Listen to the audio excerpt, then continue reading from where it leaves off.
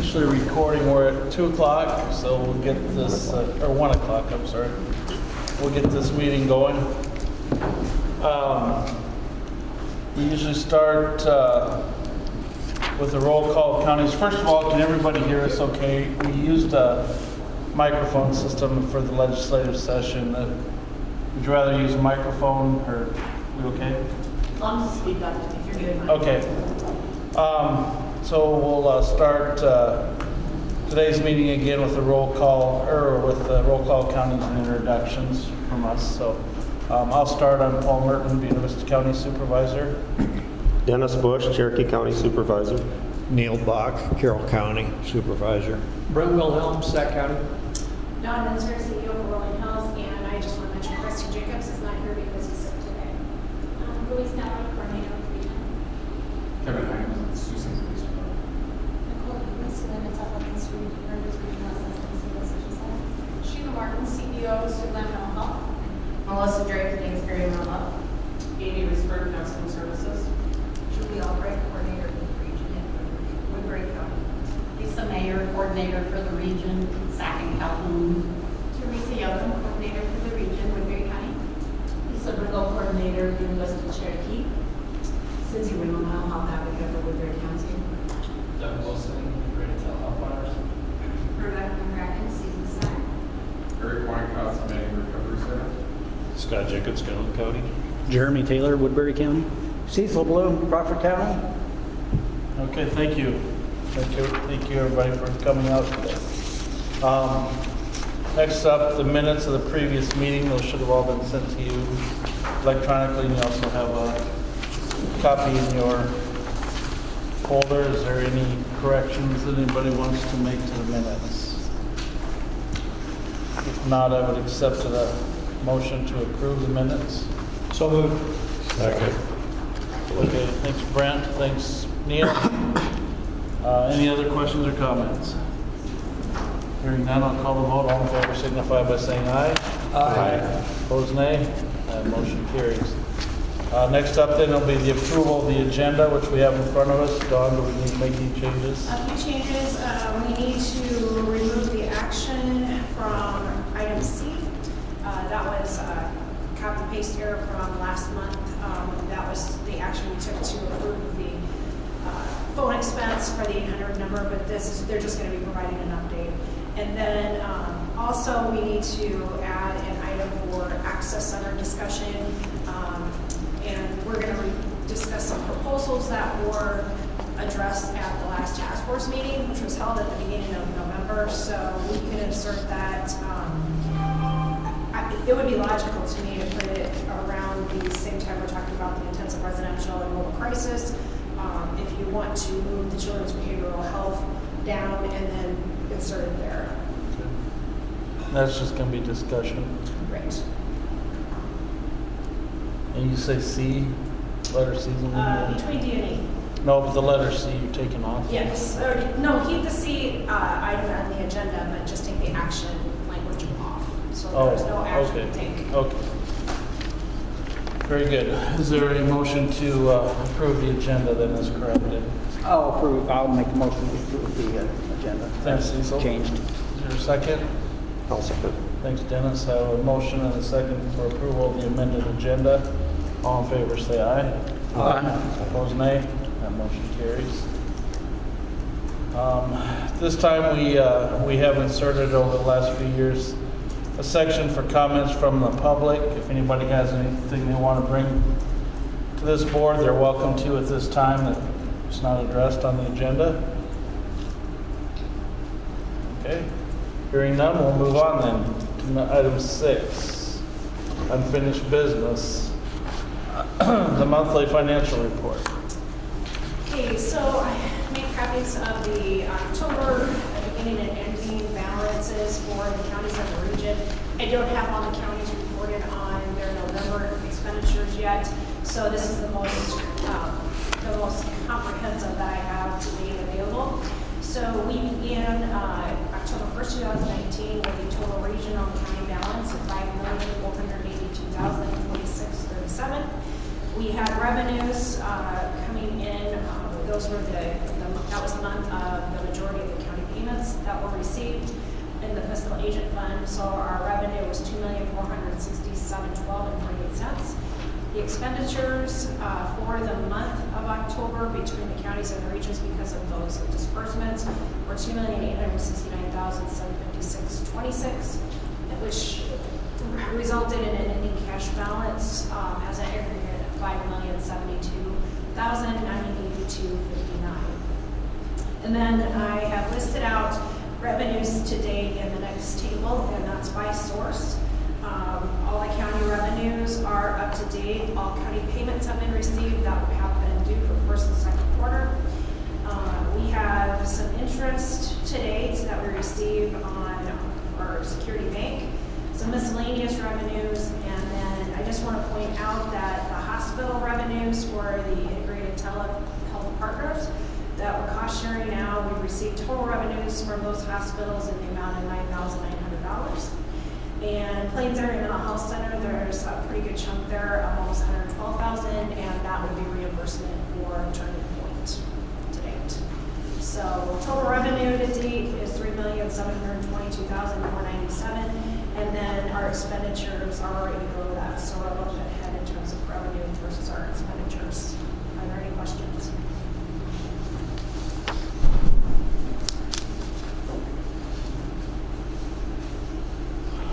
Anybody have any questions for Dawn? On the board? Okay. Hearing none, then I'll ask for a motion to approve the financial report. So moved. Thanks, Brent. Is there a second? I'll second it. Thanks, Scott. I have a motion and a second to approve financial report. All in favor, say aye. Aye. Opposed, nay. Motion carries. Okay, under new business and updates, first on the list is audit engagement letter from Hudson Putzier, the FY19 audit. I received an engagement letter from Hudson Putzier dated November 21st, 2019, and this is to make sure that we understand the purpose of the FY19 audit and what the objectives are, the procedures that will be performed in terms of the audit process. And we need to take action on this, and it needs to be signed by CPL and Governance Board Chair. And this is to engage Putzier services for audit. So if there's any, they've done our audit for a number of years. They've done their job. I would recommend that we engage them for our regional agent audit. Did they change the price of 4,000? Did that go up in it, or came from last year? I don't know. Actually, they've gone down almost every year since we started. I think when it first started, they were thinking it was going to be 70,000 to do the audit, and it was much less than that. So yeah, this is a reduced amount for our audit for this next year. Do you remember what they charged last year? I can pull it, but I think it was around 4,800 or 5,000. Wow. Well, they said in this that it wouldn't exceed 4,000 this time. Yeah, I know that Tammy Carlson has said it just gets easier every year. Let me do a quick search for you.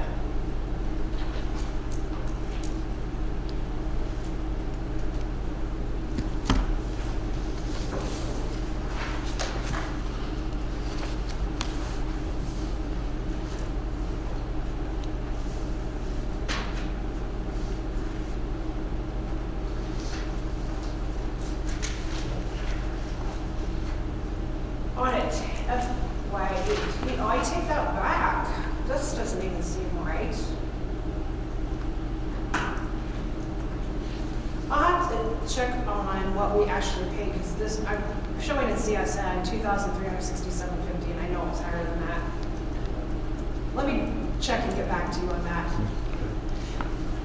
So she's saying an amount not to exceed 4,000. They're giving themselves some leeway there then, but let me double check on that. It's always been around 4,000 or 5,000 that they charge us for the audit. So let me double check and get back to you on that one,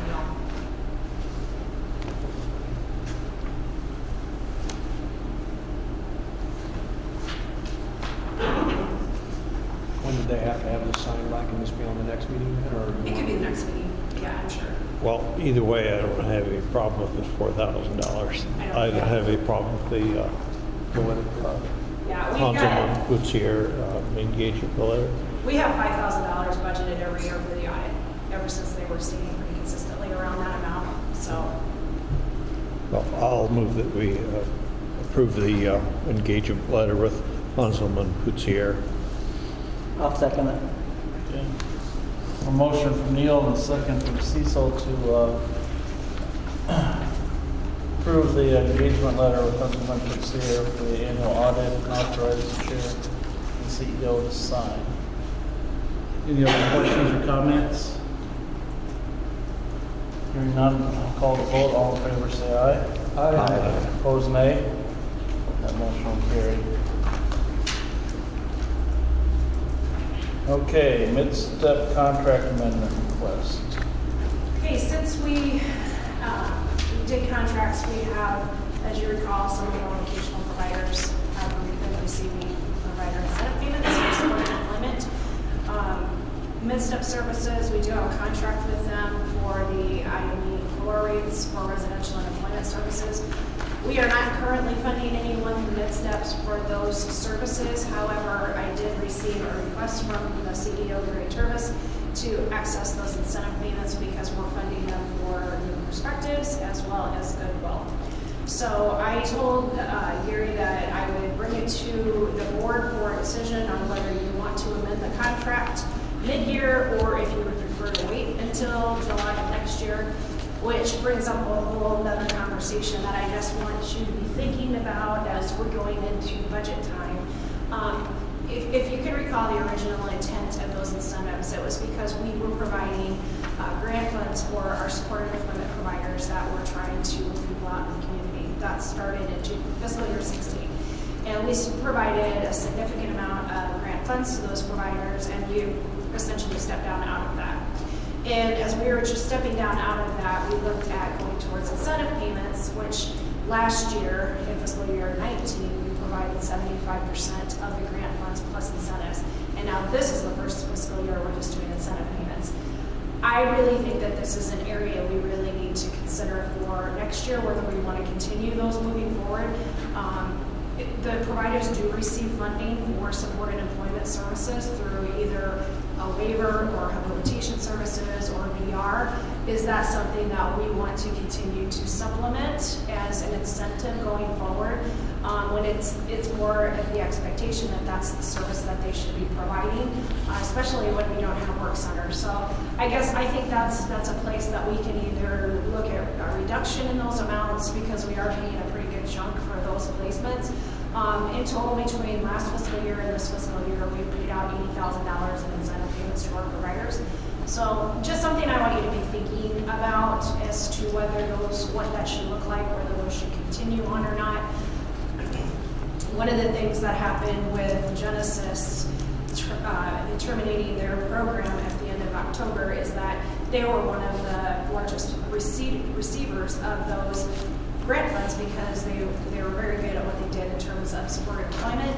And so that ended as a result of being, assumed by Imagine Possibilities because they don't have that within the region. So that's something that they lost in terms of their merger with Imagine. So just something I want you to be thinking about for next fiscal year in terms of dollars that we could put towards core service development. This is something that we have done on a voluntary basis for our providers. We still do have supported employment to meet that core need, but it's something that we're doing above and beyond. So that being said, MidStep is requesting these same incentives, which would be, I've got a copy in your packet, and it's for payments distributed to the providers for job placements up to a maximum of $6,000 per individual served in a lifetime. So $1,000 after 2-week placement in a community job, $1,500 after 3 months of job completion, and then $2,000 after 6 months on the job. Did we have a total amount that we would spend on that? Or We was have it by individual, which is the $6,000. just by individual? Okay. But we budgeted We have roughly between, 80,000. we have 150 budgeted under each ID and MI diagnosis for supported employment. So we have 300,000 budgeted under both, or for the entire budget. Okay. So this, we currently have a contract with Mid-Steps that Yes. doesn't include the incentive That's piece. correct. So what they're asking what you for see is, in this attachment is our contract currently, and it specifies that if we have someone who's maybe waiting for habilitation or an ID waiver slot, that we could, if we chose to fund employment services or residential, that we would do that based on the IME floor rates. We've not been impacted by that at all, but they are just requesting that the second line be added to their contract so that as they place people in community jobs, that they can access those same incentives as the other providers. so we're looking at, this would be a mid-year, so we'd be looking at 6 months before we went into the new contract. Correct. It would be, I've dated it January 1st of 2020 through June 30th of 2020, if you choose to approve it.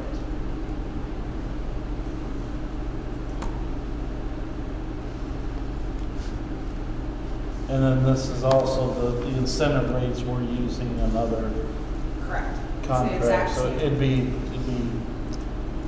yeah.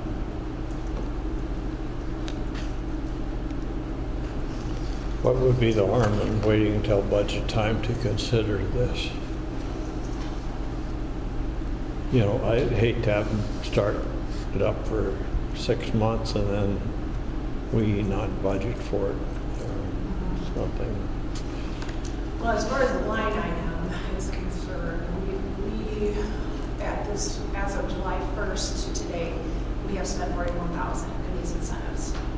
And we have $300,000. So as far as meeting up with that $300,000 level between the two diagnosis codes, I don't think that's going to happen. But I don't think there's any harm in waiting, if you so choose, that we get through the budget process and see if we can add on additional. But imagine the possibility he's not going to take on this program as Genesis had it. Right, so Genesis is no longer going to be seeking Right. those incentives. Well, That's- Genesis won't, and They neither will. they don't exist, so our contract is void. Right, but I'm just saying the ones that took over Genesis, No. will And will they be requesting the same thing? no, because I talked with an assistant to the CEO in that eastern region, and they have no ability or interest in incentivizing providers currently because of their budget issues. And so they are not going to be taking that on. And so if we have, basically, we were requested by Imagine the Possibilities to piggyback onto their host region contract, and that is not a service that they pay for. So whatever they have in their menu of services is what we can pay Imagine to do, and it is not included, and they don't want that because If they would they're start already here. cutting services in the eastern region, and they can't take this on. If they would do it here, taking over Genesis, they'd end up having to. To do it elsewhere. Yep. Do you have a recommendation on this? Honestly, I think we don't really, I mean, if we want to wait to get through the budget, that would be okay, because we'll be done with the budget, probably by the end of January. But I don't feel that it's fair to deny this request when there are two other vocational providers in Woodbury County that are accessing this. I think in all fairness, we should consider it, but I think if this is something that we do authorize, it needs to be made clear up front that this is 6 months, and we're going to revisit the service going forward as to whether these will continue into the next fiscal year at all. And I think that'd be for all, if it's 3 providers that do that, they all get the same notice. Yep. I think that makes sense in terms of the fairness of the other providers, but did you, just to reiterate, say that the line item hasn't been expended, but 41,000 out of how much? 300. 300, so I'd generally be supportive just, in terms of that, that it would be impacting the budget for that which we haven't already laid out. No, we're definitely in line in terms of the sport employment expense that's budgeted. It's just making sure that we don't continue to, because we're having expenses in other areas as well. So just want to make sure that we toe the line Do you have any anticipation of what this would be beyond the 41 toward the 300? I mean, let's say that the board passes today, looking forward for the next 6 months. Do you have any guess at, or is that hard to determine? If you look at history, I mean, Goodwill and MPI have been placing a lot of people out in the community. And, 6,000 per person, that's, if you have 10 in an agency, that's 60,000 just for one agency. I don't think it'll get that high. I would say we're probably going to come close to 2 at this level. Although it's probably going to be balanced out, Jeremy, with Genesis. With or without this addition? When you say get close to without. But that's for the whole year. And if you take the 48,000 divided by 5 months times 12, we're probably not going to get there. Clear to the top. Are we giving them some false expectations by okaying it now mid-year with the idea that maybe next budget we're going to pull the plug on them? Well, that's where we would send the. Yeah, I think it needs to be, clarified up front so that that they're aware that this, if this is approved, that, this is for 6 months and it's going to be revisited It's at the not, budget yeah, time. not guaranteed, doesn't carry over.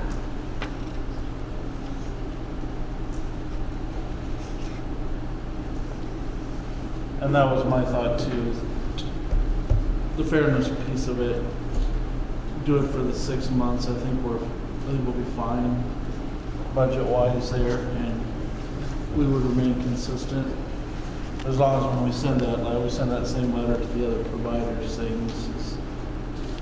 So Jeremy, going back to your question, and just calculating out the 5 months against the 41,000, if we were to consider that for the entire year at the funding level, stay where we are currently, it's about 110,000, roughly 100,000, 110. But that's providing that there's no more placements with Goodwill and MPI. And again, I think some of it's going to be offset with no longer paying those incentives to Genesis. So it's really hard to predict at this point. Did you say did you have any idea what Genesis was as a percentage of that 40? They're high. They have a lot. Yeah. I was thinking they would be the.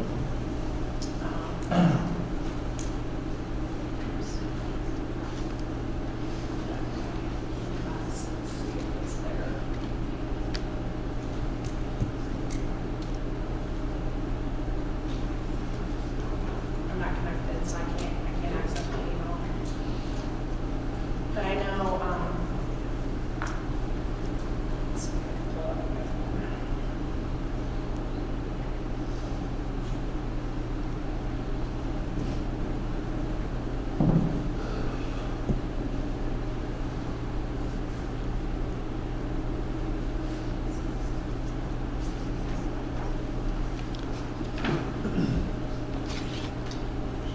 Yeah, Genesis was a big one. They had 16 people over the course of fiscal years 18 and to date that were placed in the community. NPI.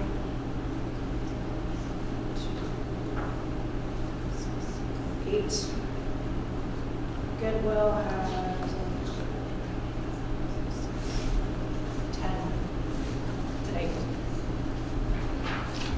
And out of those 18, all of them have received their first 2 week payments, and 3 of them have received their 3-month on-the-job payments of $1,500.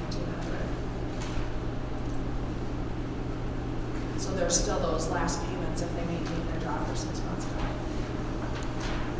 So if we do it, next year, I'm just thinking that I think we're really generous in those incentive amounts, and that, we could probably, if we want to continue doing that for our providers to support their placements, then so we have, I think there's some wiggle room to negotiate the amounts we're giving out. So this, the way I understand this, after 2 weeks they get 1,000. Yep. After 3 months they get another 15, and then after 6 months another 2. And we we follow Southwest Iowa MHDS, the process they do for incentives, this is their exact model. And I don't know that I was anticipating this many, particularly because our workshops were already closed. That's what we work towards through our grant, and so then we're still getting anybody coming in, they're getting these, so, sure. So how does that work then? Let's just say that the board approved today this incentive, but then you have folks that would be going in with an expectation of 6 months from now, you'd be going into another fiscal year, correct? That's true. So would there be, and I'm just asking what your thoughts are, if this was approved for this last provider to be consistent with the idea that maybe only those first two, otherwise you could be getting in a situation where we're making payments into July.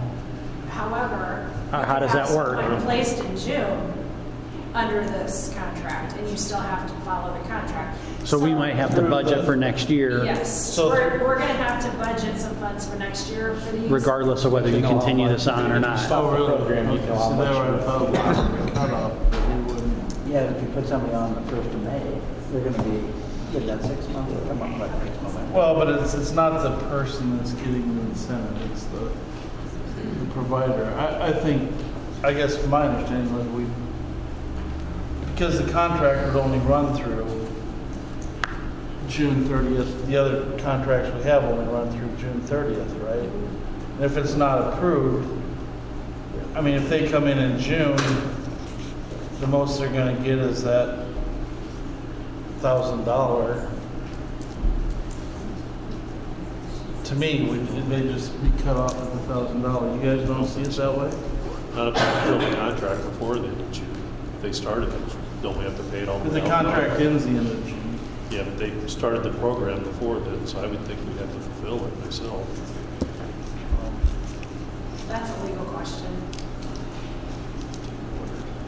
I think it can go either way. Well, if that's the case, if they thought all monies was going to end June 30th, there's going to look to me like there's going to be a reluctance on the part of providers when you get into late April, May, and June, that they may not sign anybody out, thinking that they're not going to get the full brunt of the program. I don't think that. No, I think they'd still That's take their it. job, that's what they do for people, so I don't think. They're gonna do it anyway, whether we incentivize them or not. They should. It's the expectation. Right. And if you recall back to when we were funding the large amount that we were for supported employment, we wanted to move away from that, but we didn't want to pull the rug out from underneath our providers, so we had to look at alternatives to step down out of that big grant amount. And we looked to other regions as to what they were doing, and this is the one that we chose with Southwest Iowa. This is what they do for their model. And I guess I'm to the point where we've got so many other budget crunching issues that are coming our way with the children's stuff, with the core services, whether we agree with it or not. We have to make efficiencies in all areas, and I think that this is one area that we are electing to do incentives. And at this point, I think that because of the core service requirements, we've got to look at everything across the board. And the providers are aware of this. Plains area has been very good in working with us in terms of stepping down out of the consultation block grant funds. I mean, they know the challenges we as a region face. It's not that the region is trying to pull money away from our providers. We have requirements that we have to meet, and they understand that. Is there any other group or provider that could come in with a request like this? Yes. Okay. Wesco is not receiving them, and New Hope Village is not. They are completely comfortable with the amount of funding that they're receiving in all of their areas. They're very grateful that the region, Wesco, receives the funding at full cost for their transition home, and I do not anticipate Clay asking for that. And Rhonda Mart from New Hope Village, she's had every opportunity for years to ask for that and has not. They're a solid organization as well, so. But that is the reality that could happen. Which is why I think they cut off any contract year to year like they got the date. That's just the way I would read it, and I would Paul, you kind of read where it says like the incentives paid there. Shouldn't there be a cutoff date there then if we were going to cut it off?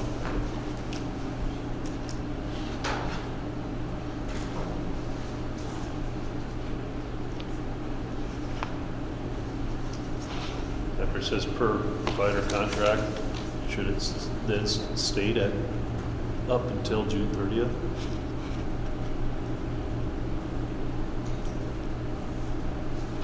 I really think that that needs to be brought before an attorney. I think it can be interpreted two ways, because I see it as, we contracted for these payments at these intervals, but yet it can be looked at, the way Paul's seen it too, that June 30th, there's no more dollars being paid out for this service, if it's not in our contract for next year. Are we, that would be a question, is if we're contractually obligated, into the fiscal year. Well, on this one, before you can approve it, we could sit back and say no payments will be made after June 30th. You'll need a lawyer to do that. Right. But on the other contracts that we've already approved that didn't say that, that would be a concern that I could see happening.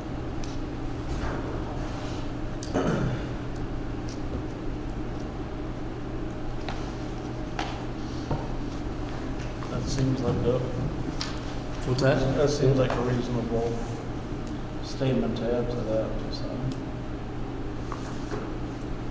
Well, it would limit our liabilities on this contract. I don't know if that's Well, a the fairness language, thing, that's a different deal, but yeah, I think we could add language in there that no payments for this contract year will be extended beyond June 30, 2020.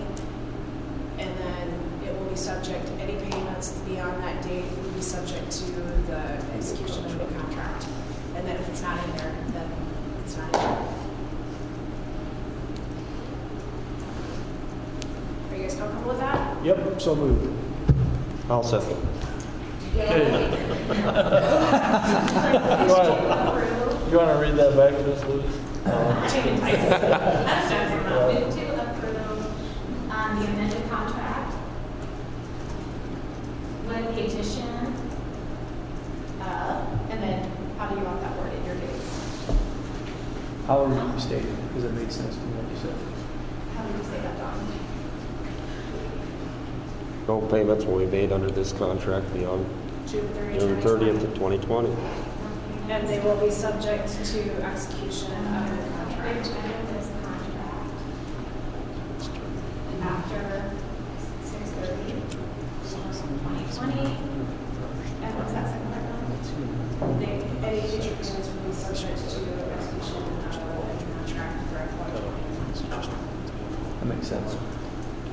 And we're treating them differently only because we're giving them a contract midstream.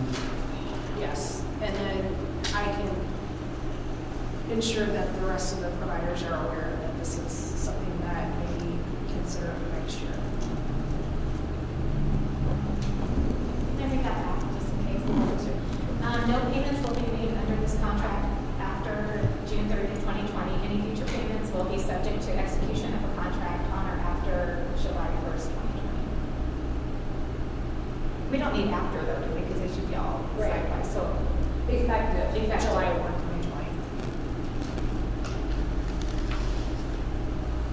2020. And at that time, if we choose to phase out of this whole deal, then just that would be the end of it. And the other contracts would be, That's what we would have to find out. the lawyer would have to be involved in the other ones. Because if they place something after January 1st, you could get into the fact where you'd have to be paying in the next fiscal year. Right. And who made the second, right? You made the motion. Yeah, I think I understand. Yeah, I second it.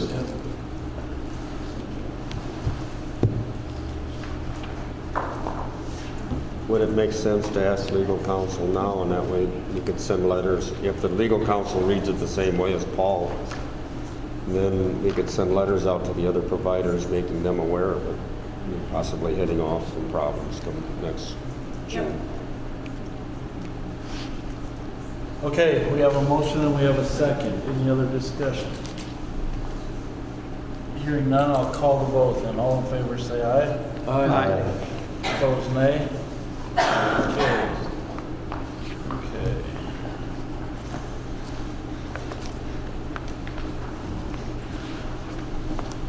Next up, Plains Area Mental Health Center and Siouxland Mental Health Center, the mobile crisis assessment updates. MCAT. Yeah, just make it easy. Oh, really? Yeah. Another acronym for us. Okay, We perfect. love our acronyms. Yeah. Yes, we do.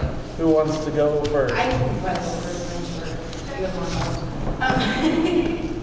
So far, as of November 1st, we've had 6 calls. One of those calls ended up in inpatient treatment. It was kind of a hairy situation. We ended up doing a call to a clinic in Rumble City. And the individual that was in need of services, her husband was outside with law enforcement present. So we met with her. The staff did a very good job. The clinic was very helpful. We ended up hiding her out the back door and getting her out of that situation. And we also ended up taking her to a different hospital in that county so that her husband at the time did not follow her. So we had some follow-up questions from the incoming hospital on why that was done, but those questions were answered. There was one call that we ended up doing via phone, and there was some confusion and I think some issues with the phone system during the storm. And it ended up being the law enforcement in Sioux City. We ended up handling one of their calls, and the MCAT team from SAC just did it via phone. And it worked out well. There was just some issues. I think the only other issue we had was the rolling over. We found out didn't occur with the phone system, but that was fixed the day we found out. And so currently, Siouxland Mental Health is dispatching all calls at this point in time. For December. Then we'll get back in January. I mean, and it was a smooth transition. Like all the calls that we dispatched in the month of November, we had figured out how to transfer them from our phone system right to Siouxland Mental Health. So it really has worked out. It's been a smoother transition, us dispatching, them dispatching. So it has worked out well. I'm told I'm very soft-spoken, so I'm a microphone. We actually have been able to do direct transfer from us to them as well, so that's worked out with our phone system too, so it's been pretty slick. And as far as our calls, we started November 11th. We had a little longer kickoff date just due to getting some other things in place. But we started November 11th. As of this time, we've had 15 calls. And the majority of those have all come from law enforcement at this time. We've had several different outcomes, a lot of counsels and referrals, so basically where the person could stay in the home. We've had 3 calls where that person actually came to the Crisis and Stabilization Center, so still keeping them at that lower level of care. One actually did result in an arrest, but I think it was because the person had a warrant. So, kind of beyond our control. Which is fine, whatever, so it all worked out pretty good. Going forward, we'll continue to do our marketing efforts. I have set up with a deputy with the Woodbury County Sheriff's Department to kind of do a 2 full day, like hit all the schools in Woodbury County at one time. So we're excited about doing that. We're going to get through. That's not fair. I think when I schedule a meeting, I schedule one meeting and I think 2 more occur afterwards within each school. Yeah, we're just going to do it all at once. We're going to get through the holiday season because the kids will be out of school, and so will most of the teachers and administrative staff and stuff like that. So the first week in January, we're going to be meeting and hitting all those schools in Woodbury County. So I'm excited about that, and then we should then be getting more calls as far as the child and adolescent side for MCAT. So it's kind of growing. We're doing some outreach, and it's exciting. One of the things I was going to bring up, Plains area had the chance to talk at the MHD, what am I saying it right? MHDS Commission. The commission. And we did talk about our mobile crisis and how it is embedded within both of our crisis homes and the process. We had a lot of good questions from a lot of different entities. We also talked about the collaboration between the 2 mental health centers and how well that has worked. And I think that was surprising to some, that how well and how smooth and how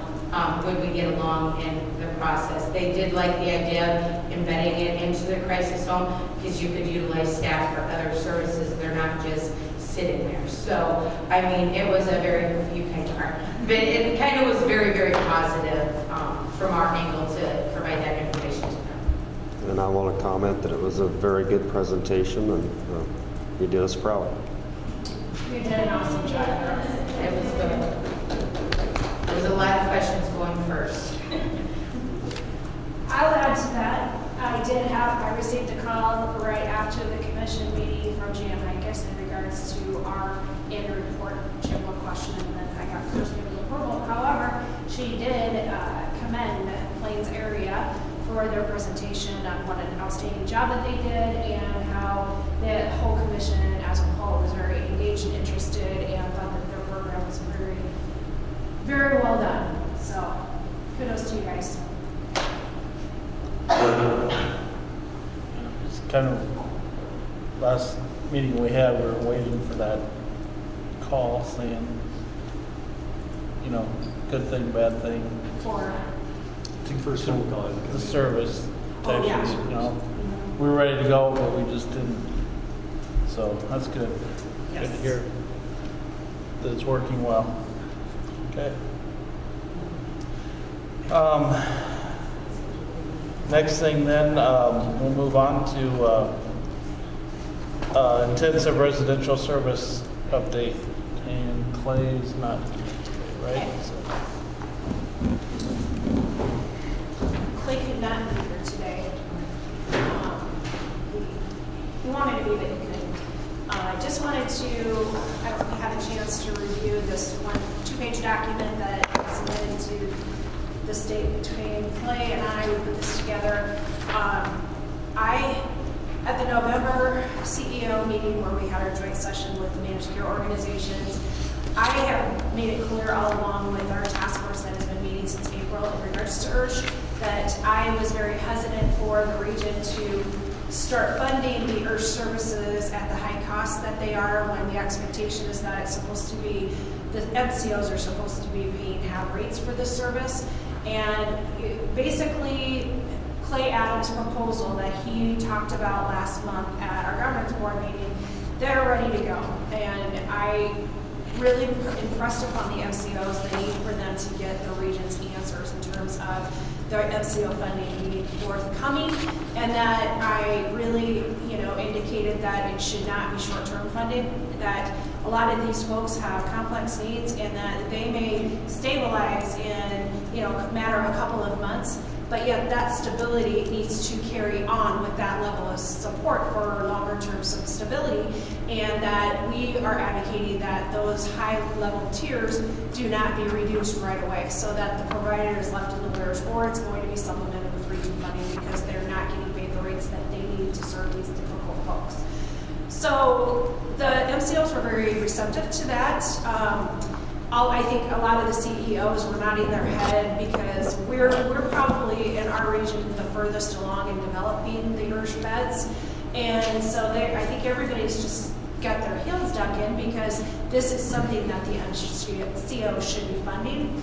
Well, shortly after that meeting, Jan Hikas and Julie Jenner took it to the higher-ups in DHS, Rick Schultz, Teresa Armstrong, the Bureau Chief, and talked about the outcome of that meeting. And Rick was very excited about it and said he wanted this proposal from us to map out clearly what we are intending to do and to be able to identify the setting, and they wanted pictures of the residential properties so that it can show that these properties will meet the HCS setting standards so that the federal funding can be drawn down.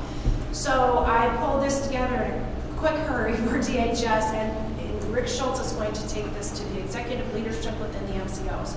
So I finally feel like these regions are getting heard, and that, basically my message was we're ready to pull the trigger and start doing some of these services if you're going to join forces with us to do this.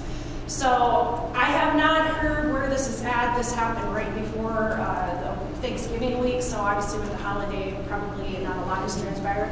I am in Des Moines the next 2 days. The MCOs will not be in attendance at these two meetings, but maybe I'll hear an update from the state. So at this point, we're just kind of waiting for response from DHS and the MCOs to determine what direction we're going to take with this. So just wanted you to be aware. Well, I think it's good we have we're ready on our end. I mean, we have our things, ducks in a row. I still have a little concern with the MCOs because we saw that, I think, was it United that left? They were our biggest one and they just pulled out. I mean, what good's a guarantee from an MCO that says, yeah, we'll accept the rate, and 6 months from now they leave the state, and the next one comes in and doesn't have to.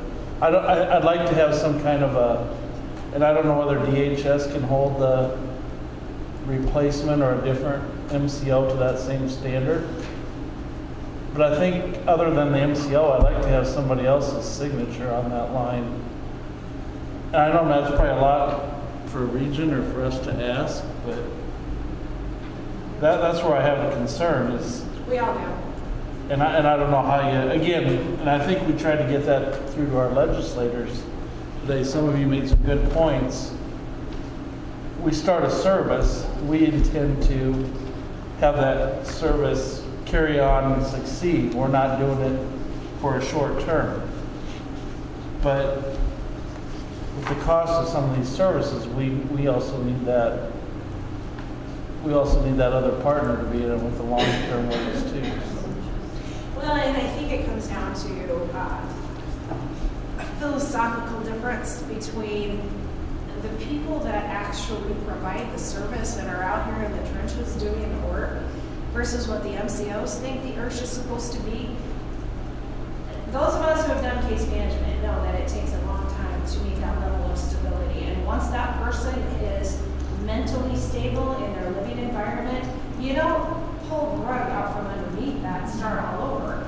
And I think that from the MCO's perspective, they think this IRSH service should be short-term, and that they receive IRSH services for a few months and they move on to the next level of care. So it's a complete shift in terms of the thought process there. And so that's where, we've done the work we've needed to do as a task force group to move this forward. And Clay has been great in terms of understanding that we need to really hold the MCO's feet to the fire on this, because this should be funded with Medicaid dollars. And that's the only impediment to moving us forward. Well, there again, I hate to give them, if they back out and the region is the one backfilling the cost of this, where's the incentive for them to just... Don, is this just a funding situation here where the transitional bed that we currently have now goes from 7 down to 5 if we had this one on the back and had put 2 on there plus another 3? What we were looking at is, there's 7 beds in that one home living environment. So in order to access habilitation funding through the Medicaid program, we were looking at reducing the numbers there and taking 2 of those beds out so they meet the HCBS setting standards for the 5 to be able to draw down the federal funding. And then So those it's a 2 maximum beds, of 5 for federal funding?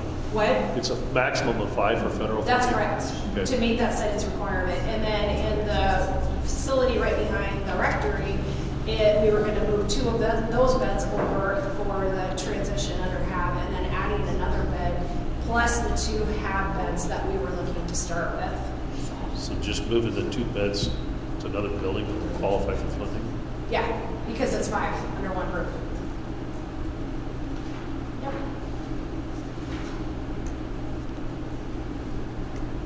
Any other questions on this?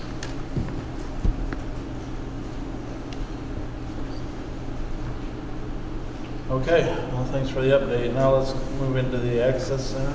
Okay, Access Center task force has been meeting since April as well, and after our October meeting, I believe, there was a month in there, I think it was October, that I got a hold of Sheila Martin from Sealand Mental Health in Plains area, Kim Kelleher, to ask for them to put some ideas together based on the outcome of several meetings. Towards the end, I was really feeling like we had been meeting for 6 months and we had really good attendance at our Access Center task force meetings, and we were to the point that we needed to get something, as far as a even soft proposal together. So at the November task force meetings, they did both present their vision of access center services. And since Kim is not here, I can kind of talk about what she and I have been looking at. And then I'm going to turn it over to Sheila, Nikki, and Kevin, I believe, is here to share a letter. I just received a letter from Rex Wheeler today. Okay, perfect. So I'm going to let you talk about the proposal that you put forward, and then I'm going to talk about plans. And I think that we are just looking for kind of guidance from the board as far as where what your thoughts are as far as the access center and direction as far as where we need to go from here. So I'm going to pass these down. I need one copy.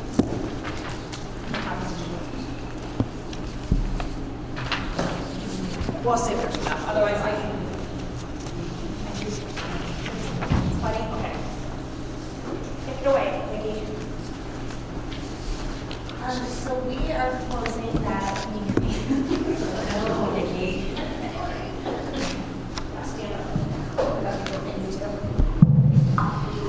So we put together a proposal in regards to having the access center in Sioux City. We feel that the majority of the population that we serve in our region comes from the Sioux City area, and they would be the most likely to access this particular service. Our thought process is that we combine all of the services that we're currently doing, so the Assessment and Stabilization Center, Mobile Crisis, Access Center, all of those into one central location. And we're proposing, obviously, the current Assessment and Stabilization Center is not large enough to facilitate all of the services that would be under this. So we looked at some different properties in Sioux City that we felt would be beneficial. We did find one on 5th and Pearl Street. It's the old Power Sports Building. And the cost of that was around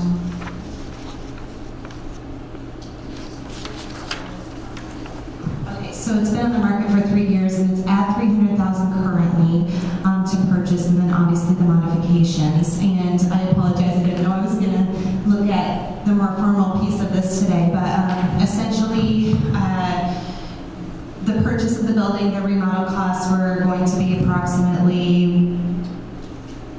It depends on what the remodel. Right. We were estimating anywhere from 800 to to about 1.2 million. For the total cost to just the startup and to get everything into place to go. And then from there, obviously, we hadn't put together anything as far as like ongoing running. We kind of just initially looked at what's going to be the purchase, what's going to be to get the building remodeled, etc.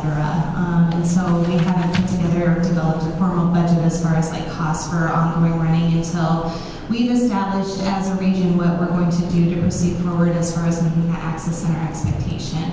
If we decide to move forward in the Sioux City location, we would obviously put together a more formal proposal regarding that. But essentially, this was our kind of vision, our thought process as far as what it should look like. And there's some different things as far as the letter from Rex Mueller that you received as well.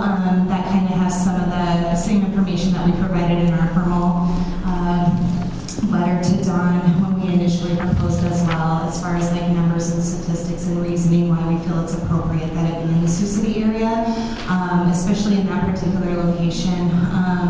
We found that downtown Sioux City is really close to a lot of the different services that are being provided already in Sioux City. Our AHH services, community support, our mental health community clinic, and then also even just the community health center, the hospital, the Sioux City Police Department, all of those are within like 1 to 2 miles of that particular location, which we think is great.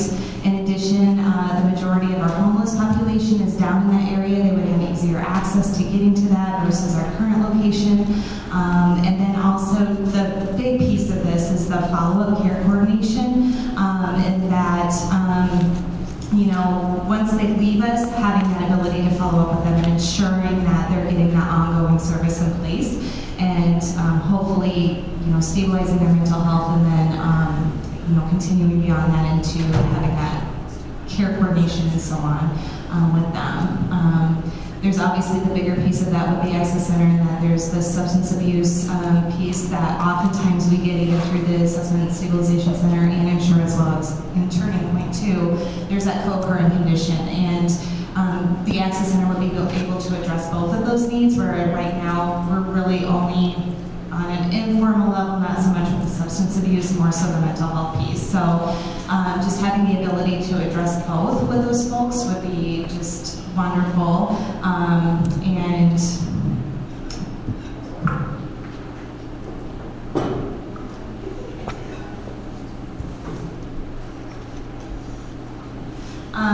We also have, with this Access Center, there is the no eject, no reject piece of that. And so we were thinking as far as safety concerns and that kind of thing, having knowledge that the Sioux City Police Department is within, a mile of this particular location gives us somewhat of, yeah, it's like 1 to 2 blocks. Yeah, less than a mile. Just having them that close to us gives us safety or peace of mind, knowing that there's that safety piece that we would be concerned about having, knowing that that's something that we have to meet with that particular standard. And so, obviously, we have to follow the regulations, but we also have to feel that we're safe working where we are too. And so that gives us peace of mind as well, knowing that that particular location would help and assist with that. Would this location meet in our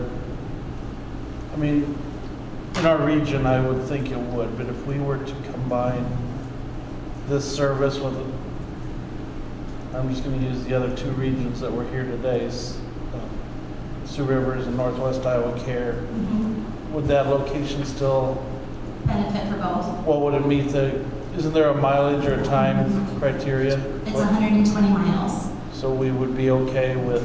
We did kind of map that out a little bit. I think the only concern we had was with Lyon County, and that they have a Vera hospital that they were going to utilize, I think, as their alternative.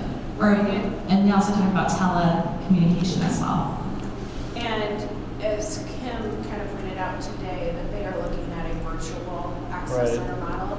So I don't look for them to partner with our region in terms of sharing the cost of the access center. Shane has been very adamant that the access center needs to be at its current location at the Assessment and Stabilization Center.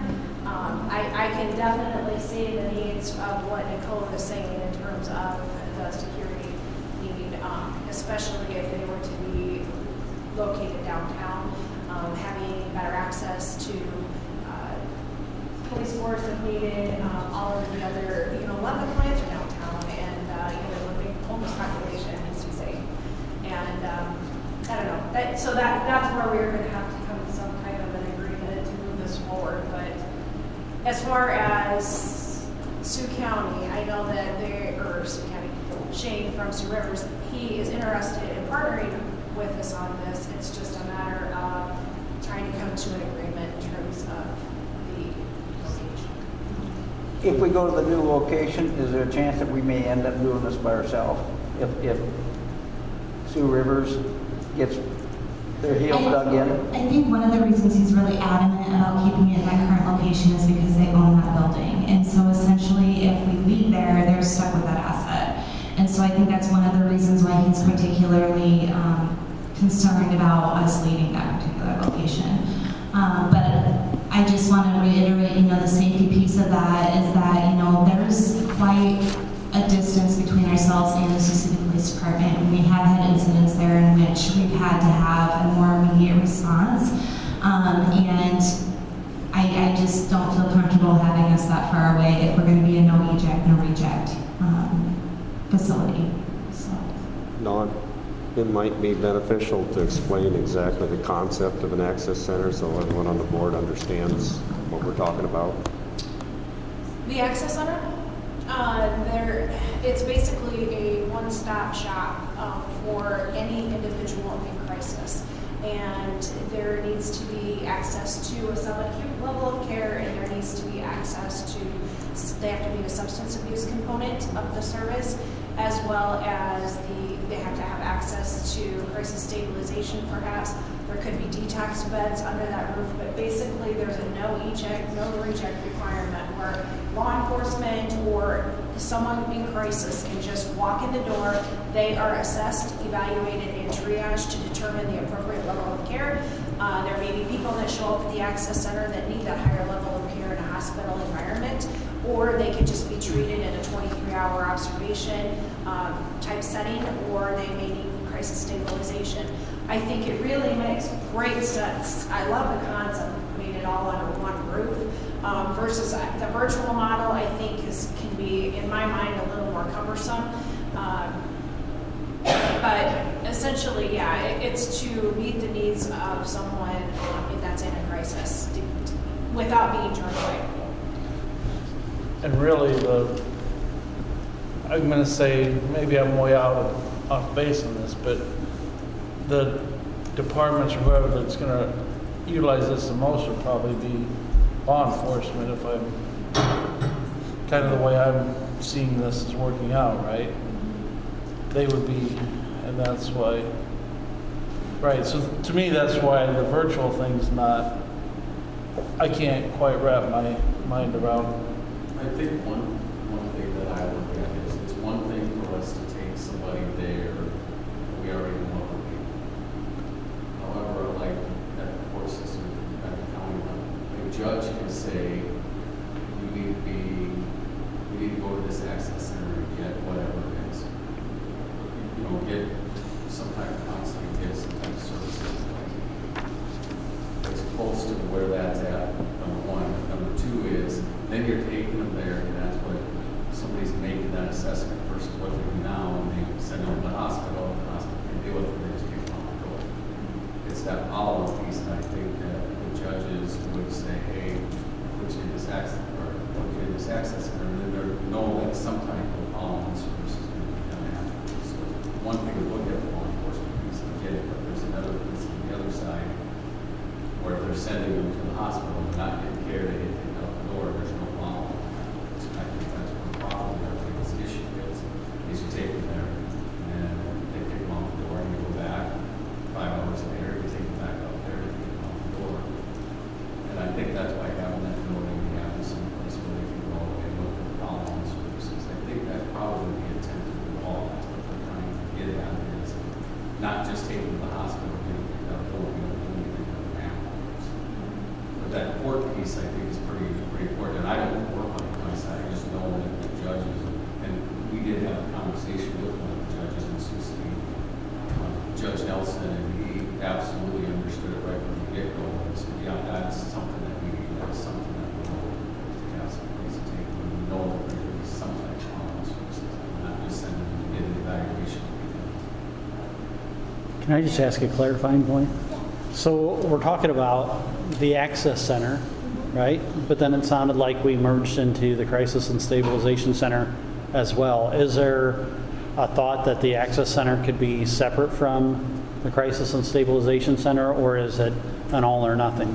So the point of us merging all of those together is obviously operational costs. If you have two separate locations that you're doing that, you're essentially, if you have them all together, you can cross-train your staff, you would have less cost as far as that goes. You're in one building, having all those operational costs there as far as heating, cooling, all of that good stuff versus having that in two separate locations. And so that was our concept, is like you're going to end up saving money by having one location with all these services versus two.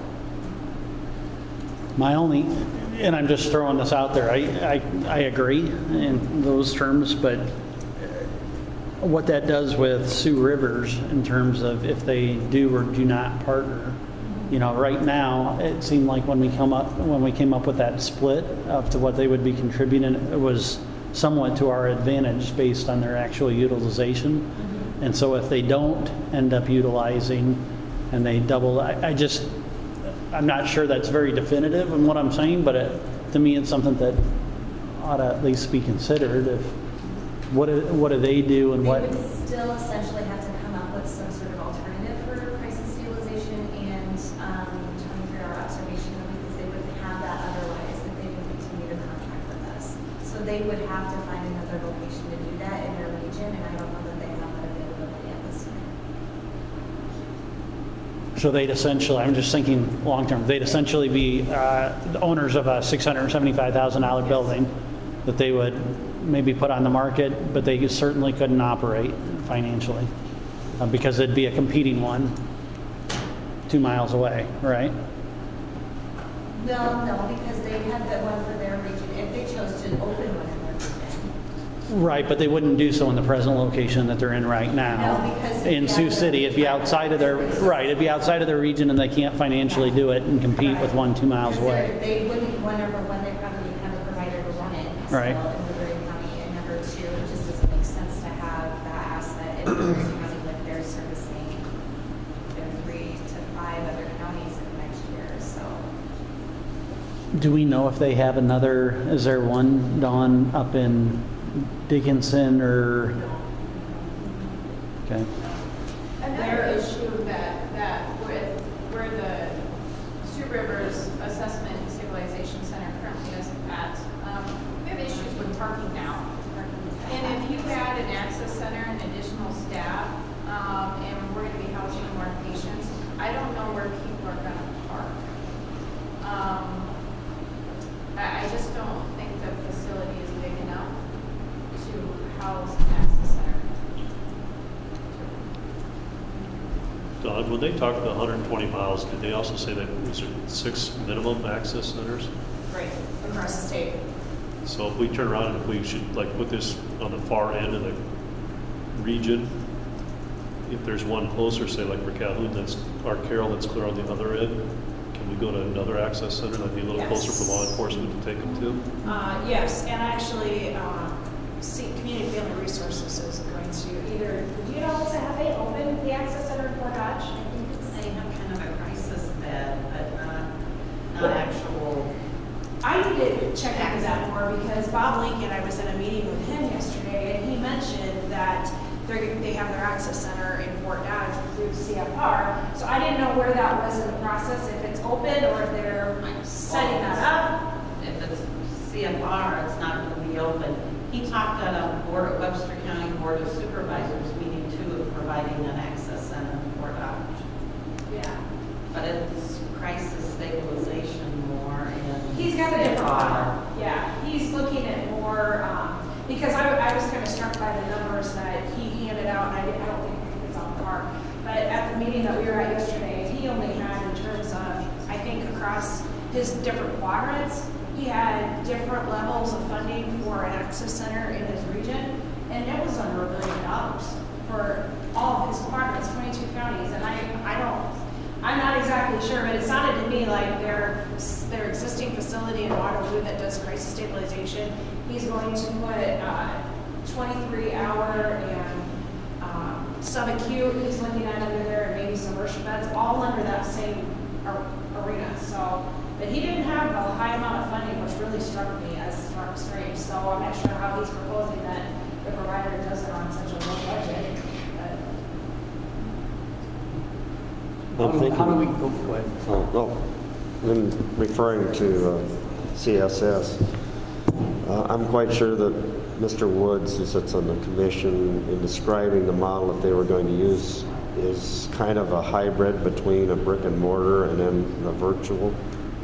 And they were relying pretty heavy on their ACT teams and mobile response to kind of make that all work. My question is, if we fall in love with this new facility or whatever, that costs us $1.4 million, how are we going to find the money? Just raise taxes? And we don't know exact costs until we really get into the meat and potatoes of it. I mean, we're just guesstimating at this point. We didn't want to get too far into it until we knew for sure that it's like the route we want to go, because we've had so much discussion amongst us as in our task force meetings, like, do we do the virtual? Where is it going to be located? And all of these things, like, we've kind of just gone around and around with it. And so until we determine that this is where our location is and this, we're either going to do a brick and mortar or a virtual, then we can put together more formal numbers for you guys that you can look at. So. And the task force did do a survey early on in the process, and it came back that, I mean, it was a just overwhelming response of it needs to be a brick and mortar facility, not a virtual model. And, to me, I can understand how Kim is setting that up so that the services are out local within the region. She's making sure there's access to crisis stabilization, there's access to the subacute component that they're looking at. But yeah, you can develop the services, but I don't know that that's really an access center. To me, an access center is a place to bring someone who's in crisis and they receive treatment and they are assessed for the appropriate level of care, no matter how acute they are. That is the place that it happens. And the great thing about it is like a one-stop shop. I mean, it's got that continuum of care built into one location. So you can go from subacute down to stabilization in one place. You're not transferred from here to there to everywhere in this one place. So I think that's one of the great things about this particular type of model as well.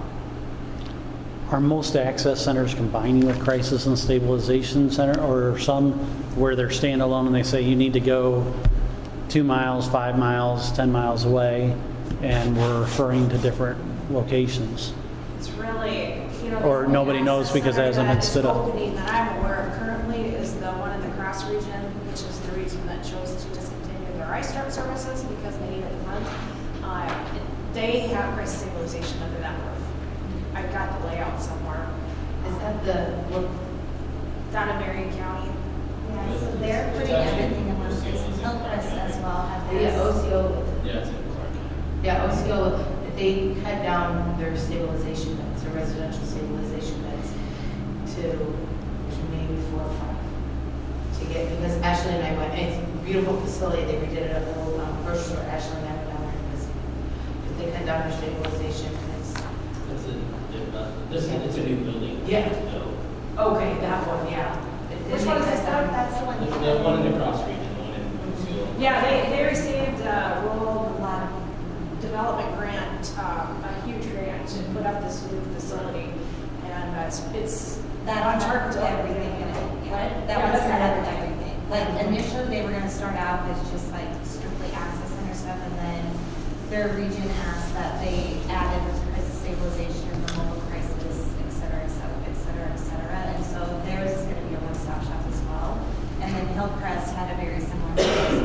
They had their stabilization, 24-hour observation, and access center location. So- And Hillcrest is discontinuing their Yes, subacute. yeah. And that was for lack of MCO reimbursement. So that's one of the proposals. I'm going to briefly talk about the plaintiff proposal, and then I guess we're looking as a task force for some direction from the board, especially going into budget time because we have to have these services in place within a year and a half. Plains area, Kim and I, the day that we had our task force meetings on November 5th, we had a meeting that afternoon with the CEO of Cherokee Regional Medical Center and one of his administrative assistants, and we were looking at seeing if there's space within the hospital to, maybe extend a wing for an access center for some of our more rural counties. Because with an access center, if it is approved in Sioux City, I think that the population of Woodbury County alone will probably fill that access center. So we need a way for the rest of the 7 counties to have access to that service. So we were talking with Gary Jordan about that. He was very interested in partnering with us. It just so happened that at the same time they had purchased property, the school right outside the grounds of the hospital. That property is going away from the school system because they're building a new school on their high school campus. Middle school. Anyway, so that was maybe going to be a possibility down the road. I since talked to Kim and heard that that property is going to be torn down. I don't know if that's true or not, or if it's just rumor, but I don't know that that's going to be an opportunity. But we are exploring both options. I know Plains area is very interested in doing this as well. Bottom line is we probably need to start somewhere, and being able to afford to is going to be probably impossible. Because look at the commitments from the MCOs. Again, all these services need to be reimbursed by the MCOs. We as regions can invest in some startup for these services, but that ongoing sustainable money needs to be there. So I guess with that, if you have questions, Kevin, do you want to share Rex's response or his letter? This did not go out to the board because my secretary just sent it to me this morning, so I haven't had a chance to read it. So if you just want to talk about Rex, I assume this is advocating for a location in Sioux City? I think there's a couple of things when we start talking about the board that I guess from law enforcement, we look at a little differently in that. One of the things was the beds for detox. I can tell you right now, if we get somebody that's intox that tells us they want to go to some type of help, nobody will take them up until they're sober. And so you don't necessarily want to take them to jail, that's not necessary. And they're asking for help, but we have absolutely no place to take them. Having a bed or two where they can go, and they're still part of it. We let them go, and leave them where they're at. By the time they get up the next morning, they're going to forget about going to whatever the detox place is. And we deal with them again the next day. They have a bed when they're wanting to be in detox, get them to that sober time where they make a decision, somebody's confronting them right then and there, hey, you want to go to detox and try to get them into that system, I think is very helpful. Doing it teleprompter or whatever to me doesn't make any sense, because by the time that they get done and they go back the next day, they're on with the rest of their life and they start using whatever they're using. We've had numerous of those. Probably in the last 6 months, I know I've dealt with at least 10 or 15 of those. We have no place to take them. You even had Jackson Recovery says you have to bring them up. And then we take them up to Jackson Recovery, and they say, oh, no, you're going to have to take them to the hospital. Well, I would just take them to the hospital in the first place. But a lot of times, the hospitals don't want to deal with it. They need to get sober at some point in time. I think that goes extra. That's helpful with that. The other issue that we have right now is the hospitals are absolutely full. So even if you take them to the hospital, they determine that they may need to stay for more like a 24-hour evaluation. Sometimes they can't for that 24-hour evaluation. So they'll look at them and then they send them home and they might have to come back up. I think that this proven work in some way helps alleviate that. And I think there's times that you can take them to the access center and have them make an evaluation of whether they need to go to the hospital versus us just taking everybody up to the hospital. A couple of things just from the mobile response to the mobile crisis unit that we use that I think is very helpful is the officers have to take them to the hospital. Mobile crisis will come up there and sit at the hospital and get them all checked in. Right now, we're literally sending officers up there for an hour and a half or 2 hours to sit and just get the person checked in. That doesn't make any sense. They should be get back out on the street and find people. Somebody else should be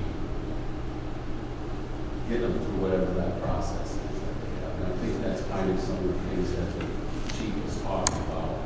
The other deal is with our transient population.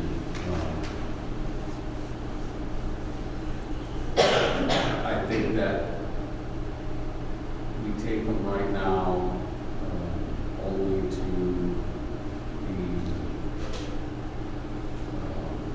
the warming shelter. And there's no, some of them do have some mental health issues. And I think that this may be one of those things that could help. We can introduce that mental health piece for some of them. I'm not saying all, but some of them, that we may be able to get them out of that process of just living on the street all the time and going to spend the night at the warming shelter. I know that we talked about it amongst us. I don't think it's a save all. Some people just don't want, that's their lifestyle, that's what they want. But I think some of them do want to get out of that hole and know how to. And I was just talking, I just dealing with one of them this morning. The guy says, I have no family no more, no house, nothing. And he's at the police department sleeping inside our lobby. And it's very there's not very much compassion just to kick them out, but we can't allow people to sleep in the lobby either.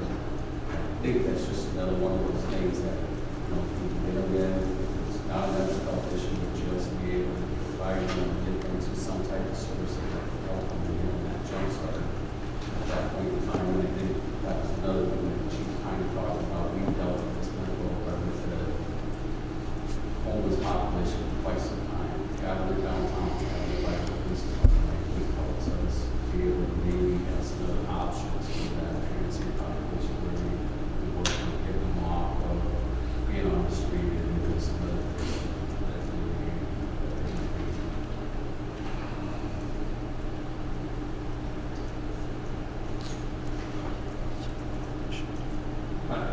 just know that the chief is already working on trying to get the judges on board to understand what this is. The sheriff, the jail can't keep our intox. So they stay the night, get kicked out the door. We literally have to take them up to the hospital, have the hospital check them out before they can even go up to the jail. And the hospital, so that's another hour and a half. They do doctor's suggestion to go to jail, and we take them to jail. I just think sometimes there are some services that we provide versus the jail. I think that's one of the things of having access and maybe all of that. Well, I think that as they put it out, the large population areas where the service probably going to Woodbury County. And, you know, so that's why we were, looking at, we can have unlimited funds, putting 200 each would be wonderful.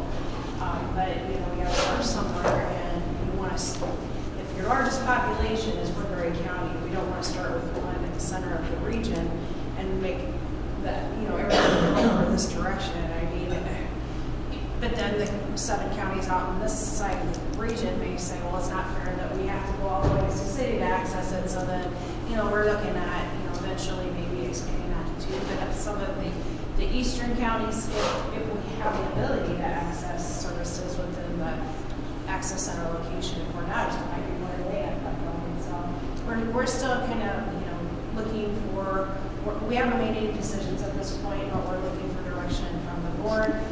So that we can make some decisions going forward before we bring a formal proposal to the board. So at this point, I'm really kind of looking for guidance as well in terms of budgeting for next year and where you guys would like this to go. What's this? As a member of the commission, what are your thoughts? Yes, you guys are- My thoughts really don't come from the commission, but they do come from attending some of the work group sessions on the Access Center. There was quite a bit of discussion about the more rural counties, the sheriff's departments being willing to drive the distance, at 2 hours max, 120 miles max. Whether the sheriff's departments would be willing to do that. And in discussions with my local sheriff, he would be tickled pink if he knew that the max he would have to call in somebody for overtime would be a half a day. Because right now, they get a call, and he says, we may transport from our area clear across the eastern end of the state, sit there for several hours while they get the paperwork taken care of, and then have to come back. He says, if I had some place that I know, I drive them there, I drop them off at the door, there's a warm handoff, and I turn around and that officer can come back home. He says that would be a tremendous plus for me. So in his view, that concern about driving that up to 2 hours was really not a non-issue. The other thing that got raised during these meetings is just the ability to hire the quality of personnel that would be required to man the Access Center. Sioux City has more of the services. Sioux City has more of the a greater abundance of personnel that would be able to handle those types of clients. Another issue that I really hadn't thought much of till the last Plains area meeting was Access Center was discussed at their last board meeting. Several of their board members worked in the BV hospital, where they get clients, basically same type of clients as would come into the Access Center. And the first thing they asked is, what are you going to do for security? And they said, you would be surprised at the aggressiveness of some of the current clients. So the ability to have, as you were describing, having a police department within a couple blocks, I think would probably be a large plus. And the hospitals have security. That doesn't mean that they don't call us at times, but being 2 blocks away, most of the time there's somebody at the stations that we get down there. That district in Sioux City is also very small. we get out to the one that's where we're at right now, that district is very large. That officer could be anywhere in that district, but because it's downtown, there's a lot of people that are living in the downtown area. There's always an officer that's going to be close because that's his district. It's probably about 15 to 20 square blocks. So we know there's always going to be somebody there for the most part. For security wise, and just based on what we had to deal with at the location of Division Street now, it takes us a while to get there. And when we get there, I think that sometimes that because it's taken us a while to get there, it's escalated beyond the point that it should have if somebody had gotten there relatively quickly. We escalated it before somebody got there. And then the one other issue that came to mind was that once these clients get checked in, it will now become the region's responsibility to transport them to the appropriate service. So if you have a satellite office or an office somewhere away from where the personnel that is needed to take care of their needs, the region will be responsible for assuming that transportation cost. And that becomes kind of important on the transit population. I know the other counties don't have to deal with that. But we take the transit up to wherever, 50, 100 miles away. Is that now their responsibility to get it back to Sioux City because they don't have a place to live, they don't have somebody that they can call generally, and bring it back. At least we're already having to deal with those issues. I think in Sioux City, and there are some services in place when they leave that access center, it does go immediately to something, which is fine. At least there's some type of services in Sioux City that we can already put morning shelter, there's Just soup follow the kitchen. maintenance and everything like that, just having those local providers there for follow. And those providers, even like the sober living facility, the morning shelter, I mean, they're all within reasonable proximity. Yeah. It's within walking distance for a lot of those things, which means that, like the sober living facility, for instance, it doesn't become an issue for them to be able to walk downtown to get to the access that they want to. Oftentimes on a block, it's a lot different than having to drive because you have to find somebody to give you a ride. A lot of these people just don't have this. We get a lot of I just think all those services are right there, close. People can get to them at least just by walking.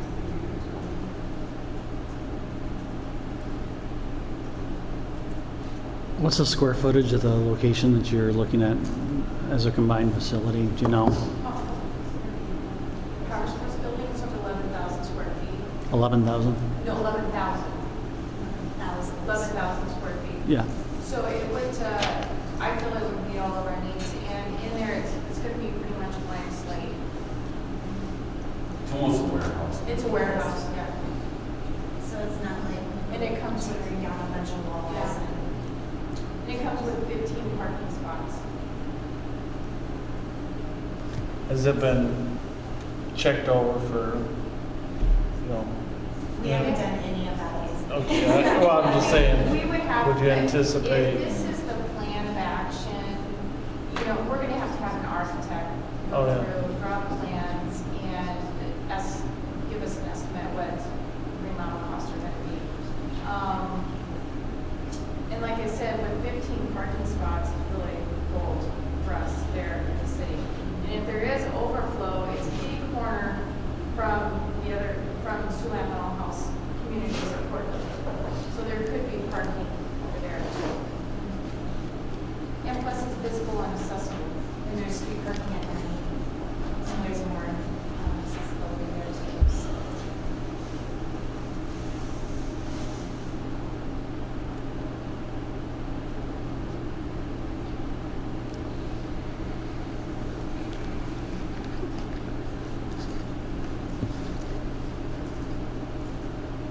Don, do you see is it feasible that Rolling Hills could operate two of these centers with our existing revenue? Not our own. That's where the concern that I have is getting some agreement with Sioux Rivers in terms of where the location should be. Jane is adamant that it needs to be in the existing crisis stabilization center. I can totally respect their proposal in terms of the location. It makes really good sense. I won't go into a lot of detail about this, but there was an incident, it was at the end of October, early November, and Nikki was involved in that, and 3 staff were injured. The patient became violent, and it took a while. I mean, it probably felt like an hour before law enforcement responded to that location from Tucler downtown. It was probably a matter of 15, 20 minutes, but still, something could have gone awry in that short amount of time. So I can definitely appreciate what they're saying. That location would be ideal. And I mentioned at the November meeting that I would really like to seek alternatives, or if there's any way possible to be able to lobby for the funds somehow for the building. I would prefer if we can get that location, it'd be great, especially for the square footage and it being a blank, canvas to be able to dream and develop this service. But I think as far as the ownership of the property, I would like to really look at the possibility of grants. I know that BIRD might be a possibility. I don't know what the acronym is, but it's the Missouri River Historic Development. Yeah. MHRD.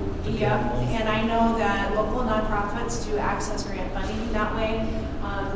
And I know, Kevin, you had suggested in the task force having conversations with the hospitals, because this could take the burden off of them. We did try to set up a meeting with the hospitals, and we did not get a response from the administrative team in terms of following through with meeting with us. So I don't know whether that's lack of interest or just a lot of things going on at this point. But I do think that there are some opportunities that I would like to really explore in terms of being able to use the funds or generate the funds necessary for the property to be purchased. I mean, If you go to the one that they have right now, it is in a residential district. It's all houses that are around, and it looks like a house. So even if you're not in the area, you were trying to get access there, it wouldn't immediately stand out to you that it is a business, essentially. It looks like a house. really, The parking is all in front. people yell us all the time trying to find us. Yeah, so there's just some disadvantages, but. Oh, you mean at the assessment Yes. center? What do you call it? The assessment center. The assessment center. But It the does. assessment center is not easy to even access. I understand the perspective of why they put it there, because it's right off the highway. But it's not next to anything. All the service, it doesn't matter whatever service you would have to provide, it has to go back downtown. So that's not an easy transition for most people if they don't have transportation or any of that. I know the security is an issue, but I just think even where it's at right now, it's not easy access for anybody to get. It's just not. That's the one we toured, right? The one that's in Rivers. Yeah. You and I, Scott, you and I went, right? Yeah. And as a practical matter, I mean, Shane can be adamant about that being in that, in that existing facility. But yet, if we choose not to, what are his options? I mean, in reality, what are his options? Because they're a small region with a relatively low cap. I mean, I think he's. Across the street from a high school too, which just doesn't seem to be like that's the place where you want it. In the middle school, and I'm not, I just don't know what's. Well, in that facility, to do an access center, there would be property that we'd add on to it. Yeah. If you have to expand the parking lot in some way, I mean, yeah, the parking is not ideal, that's for sure. But,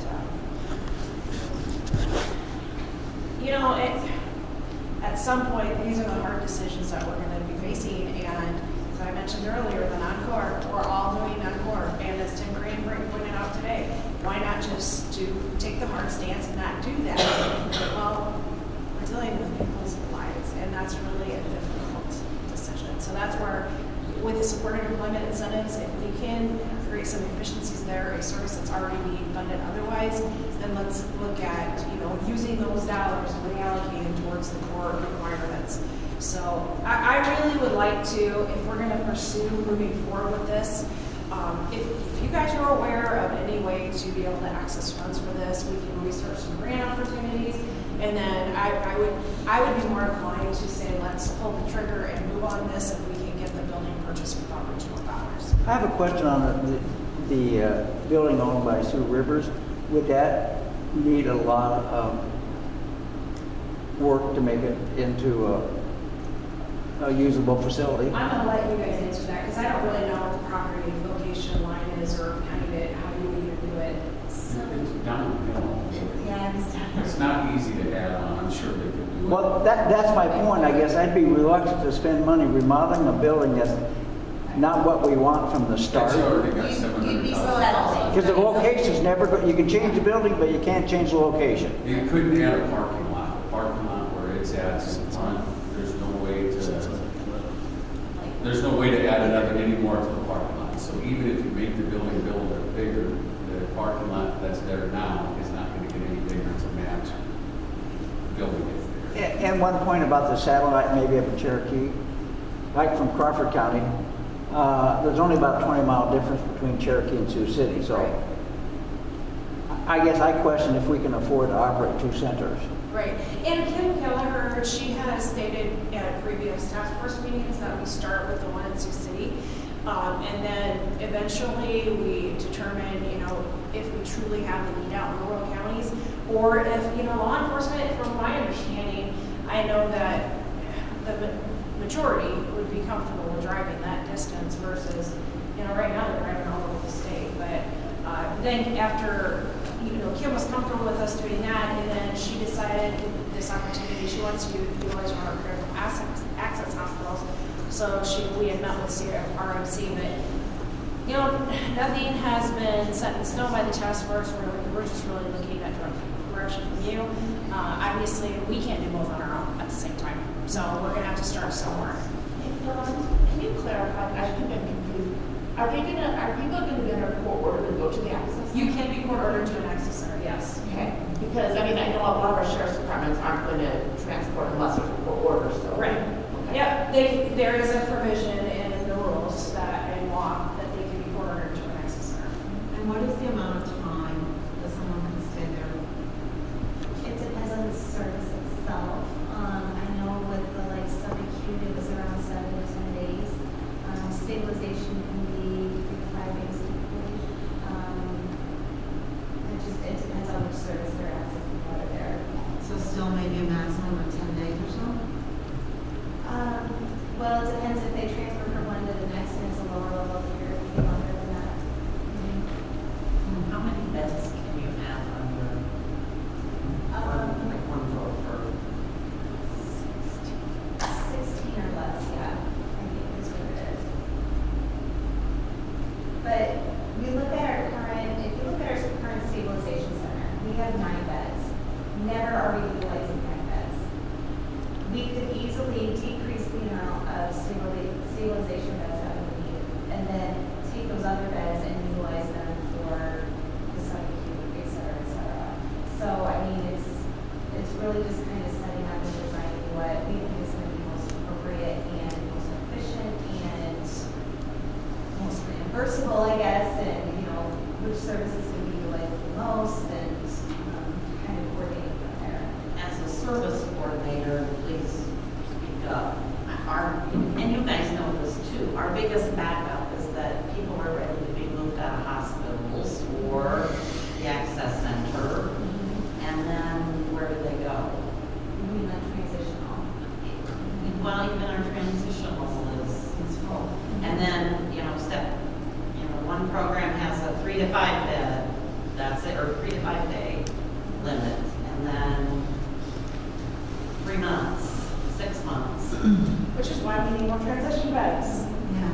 Which is, I think we had that discussion way back when we were looking forward to this, when this access center first came up, that maybe that building then turns into the transition home on in that area. I mean, we're, right, I mean, as we kind of, That would be your preferred. The only thing to keep in mind in all these discussions is that that building is physically an asset right now, Sioux Rivers. right. So any remodeling discussions, or this could be repurposed, they're gonna take, and they're gonna say, that's our building, that was one of our bones of contention. Just to keep that in mind. But, Yeah. and that's why I say. It's been an issue. In the partnership, and I guess if it's one guy we have to convince, maybe there's 2 or 3 guys on that board that, you know, but I think we make the proposal to them and say, hey, this looks like the most feasible way. You guys, they own the building, but you guys have you lease, I mean, I'm not sure how, They own it. right, but So you're, they basically, we are funded. they and contract with you to contracted do with it. them to And if you leave the building, If we leave the building, then. They just own it. They We just don't own the get building. service. I mean, that's Right. where it's at. So, I mean, the main reason why we were able to maintain that for Rolling Hills when we moved is because we contracted with them to continue the service. Had we not done that, we wouldn't be in that building right now. Right. Doing the assessment stabilization center. But Um, they were kind of backed in their corner as well because they don't have an alternative and that's a service they have to provide. right. Well, that's what I'm saying, at least they'd have that asset to sell and use those funds to If they want to cover, partner with us. cover what, Yeah. partnering with us, right. Now, whether that's something you get them to buy into, I don't know. So, you know the dynamics of that board a lot better than I do, so. If they don't, are we prepared to go along? Well, that's what we have to figure out, but I think we need to, at that point, we need to get a little more creative on accessing some kind of grant. Now, whether we own the building or Siouxland Mental Health owns the building, there's another issue. And then, I mean, there's a lot of things we'd have to, Yeah, I don't think that we're in the business of buying real estate. I would rather have somebody else own the building and participate in well, remodeling cost or whatever, but I think, because that's a one and done type thing. yeah, one type, right, and that's, right. Something that you and Sheila had discussed a little bit, correct? Yeah. Well, it would be, like I said, it would be ideal if we could have some way of accessing grants to be able to purchase and do the vast majority of the renovation and the lease, just with some startup costs, and hope that we still reimbursement is followed. Because this access center, I mean, I know that when we initially were discussing a proposed cost of an access center to provide that service, we were looking at $2 to $3 million a year. I think what they have now is a house.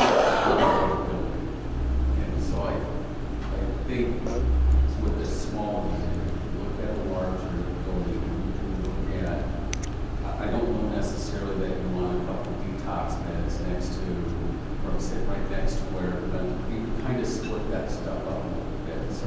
But you're still splitting it under one roof. We have basically. to, That's yes. exactly Right, right. Yes. And so, And we would want to. Yeah, yeah. Yeah, they'd have to be separate units.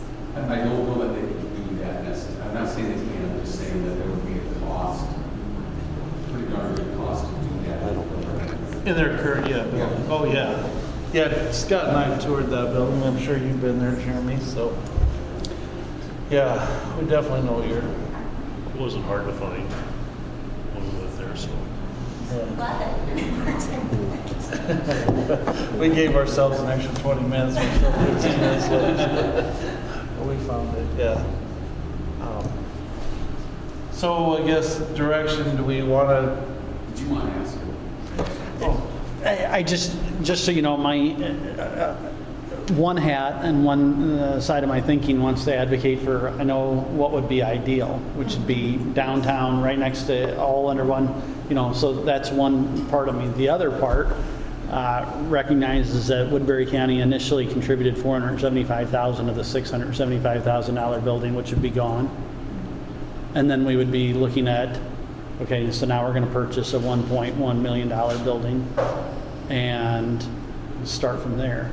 You know, that's a pretty big lift financially. I mean, so I hope it doesn't sound like I'm talking out of both sides of my mouth, but I am. And just trying to wrestle with You know, we have a cost-sharing agreement right now. I know it doesn't meet the needs of the access center component of it, but walking away from both that initial investment and they are contributing, it's not just easy for me to think, you know, let's go ahead and just spend 1.1 million and let go of that property that we actually are able to use right now and don't own. So that probably doesn't lend any more clarity to anything. It just gives you my heartburn. On the flip side of that is you started off with an assessment center, and now you're trying to do an access center. If you're going to do the access center, I would say don't keep trying to fix something that's probably not going to work somewhere down the road. And I think doing an access center is vitally needed, not just for Sioux City, not just for Woodbury County, but I think it's needed for the whole region. And at least if you try to fix the one you have now, I think 2, 3, 4, 5 years down the road, you're going to look at trying to do a building that will meet all the needs at some point in time. So then you dump money into a building to make it an access center now, just to turn around and give a building that's probably more ideal, and then you can set up blank slate, you can set it up the way that it probably should be set up initially right from the beginning. Of course, some of your money should be recouped if you sell the building. But we won't get any of that back. So they're going to say that is a property of Sioux Rivers right now, and which was one of our big wrestling points when we left. But I don't think. What happened to the Sioux City stays in Sioux City. Yeah. Oh, wow, I wish that were the case. I don't think, look, Mike, I get that there's a lot of sweat and blood and tears in the one that they have now. I get that, I understand. At the same time, it doesn't mean that we can't work together to come up with a better solution. If we think that that's the way to go, we can't. I just don't see the benefits of leaving it where it's at, trying to do an access. I think everything else is downtown. That's where it's at. That's where the services are. That's where people can just walk in. They're not going to walk all the way up to the one that's there now. And I just think it being in a residential neighborhood just doesn't make sense. It's kind of close to anything. One downtown, you're literally 4 blocks from the hospital. So if you get somebody there to that access center, and the access center says, hey, we can't deal with this, it's going to the hospital. Why would we drive them all the way? And this is literally what we do now. We drive them all the way up to the assessment center. The assessment center says, hey, they need to go to the hospital. You got to drive all the way back up there, grab the person, and then take them all the way to the hospital. That is 2-3 hours. We haven't done anything in that 2 or 3 hours except move a person to one place, can't get help, and then move to another place. At least downtown, or 4 blocks away from the hospital. They can almost sometimes walk to the hospital versus. And all these are points we'll take. If it weren't $1 million issue, it'd be a faster one to solve. It's just a conundrum as we lean forward on all the other array of services that are being mandated, just trying to figure out. So we've solved one of potentially 2 access centers with this additional money. You know, that's just a wrestling point that. And I think that's where, Don made a good point of seeing if we can somehow get like grants and other funding to help with that particular piece of things.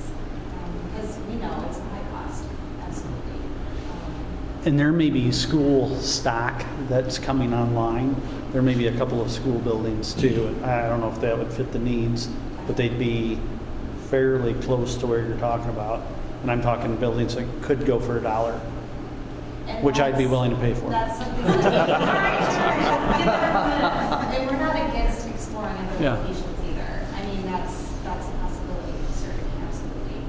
Just from what we currently have in real estate in Sioux City, that was the best option. So. Would the city of Sioux City have any grants available to Rolling Hills? Obviously, if we locate where you want to locate, we're going to improve the efficiency of the Sioux City Police Department, so that should maybe translate into a little money. And I'll just lay everything out. We worked for probably 2 or 3 years just to try. In the old days, you take somebody to the drunk tank, the jail had a place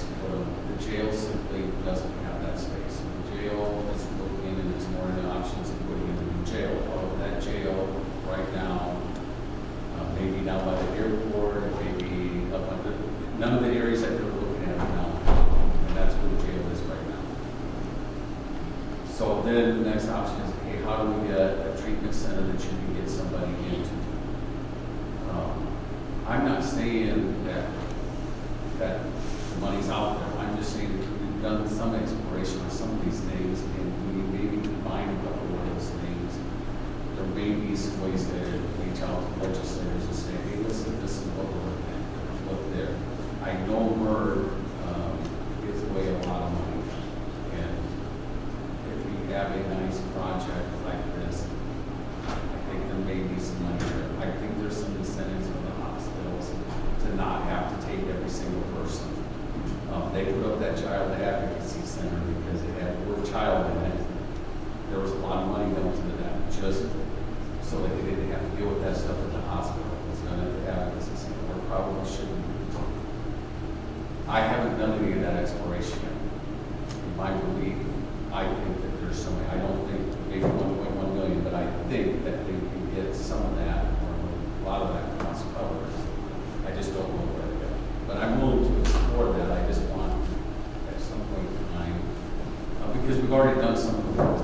You know, the detox thing is a huge deal for us. I mean, that is a big deal for us. And we are looking at, and I don't know if the Spawn referendum will pass, but we are looking at a new potential jail for which we may have a wing that would be dedicated to detox or Bridges of Iowa or programs like that. Ironically, looking at probably within a mile of where our current crisis and stabilization center is. So we're actually looking out on that side of town. So for whatever that's worth. But even that is not a detox facility. It's just a place that people for a short amount of time until they be released. You know what I mean? So, like you said, you still then got to get them to. Still have we would have a medical provider on site that would actually deal with prescribe medications, et cetera. Whereas I don't know that the jail would be for that. I think, like he said, they might have to get that medical clearance or eventually have to go to the hospital anyway. And while there's no guarantee that the hospitals would front or help with some of these costs, I think that there's a good selling point in saying, if they're discharging somebody and they're readmitting within 24 hours, they're losing money every time that readmission occurs. They're not paying for that person to come back, the insurance companies, because why did they get released to begin with? And so I think there's a lot to say as far as how much money they're losing, where we could be diverting that cost if we are keeping them, and stabilizing them longer, or have that ability to, if they're full at the hospital and we have the opening for them to do that, then we're preventing them from the hospital diversion as big as that. So there's a lot to say about that too. Don, I'd like to say, I know that this thing will work really good for Woodbury County and stuff over there, and what you're saying, that you could have somebody there 10 or 15 minutes, and then you can have them back out on the patrol. I just want to make sure, because I know, like Cecil said, it's only 20 minutes for them either direction. I just want to reiterate and make for sure that if another access center opens up, like we said, CFR, I asked Mark Campbell, he says they are not an access center yet. They've been told that they're supposed to be for 3 years now, but he says nothing's ever come forth on that. But if they should ever open up as an access center, I know like in Manson, they're probably like 12 or 15 miles away from CFR, that it's okay that if we end up going that way, because I know that we do work with them for detox and we put money towards that. So it is okay then for Calhoun County, the sheriff and stuff, to take them that way. Because right now he's been on my case and he's going to jump us again on budget time. He wants to hire 2 more deputies because of this mental health and sitting at hospitals and all this transporting and everything else. So, but you're saying that we would be able to take ours then to another CFR if it was not closer than going a couple hours across to Sioux. Yeah, I mean, that just makes good sense when someone's in crisis. We already are doing some of that. I mean, it doesn't crop up a lot, but we've had people that have gone to the Waterloo Crisis Center when one of ours will not take somebody, especially like turning point if they have to That situation was just really. Yeah, it doesn't That was a happen really very- different situation. Yeah, it doesn't happen very often, but it does occasionally occur, and if that's the case, we reimburse that region for that cost of care. Because to me, doing something like that would probably be cheaper than us having a satellite office for the farther out east counties, if we have another option to go to. Right, That's just right. are closer. And I would imagine even in Woodbury County, Monona County would wind up sending every once in a while somebody probably to Woodbury County. Yeah, so probably just guessing, but I don't know, is that not? We have a contract with Winona to do Yeah, that. I'm just In saying a very that's a similar problem. situation. Yeah.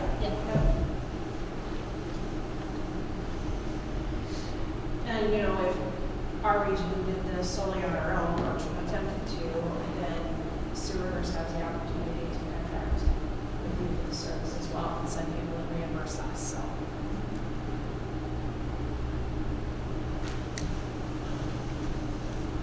Well, I think at this point, we kind of have to look at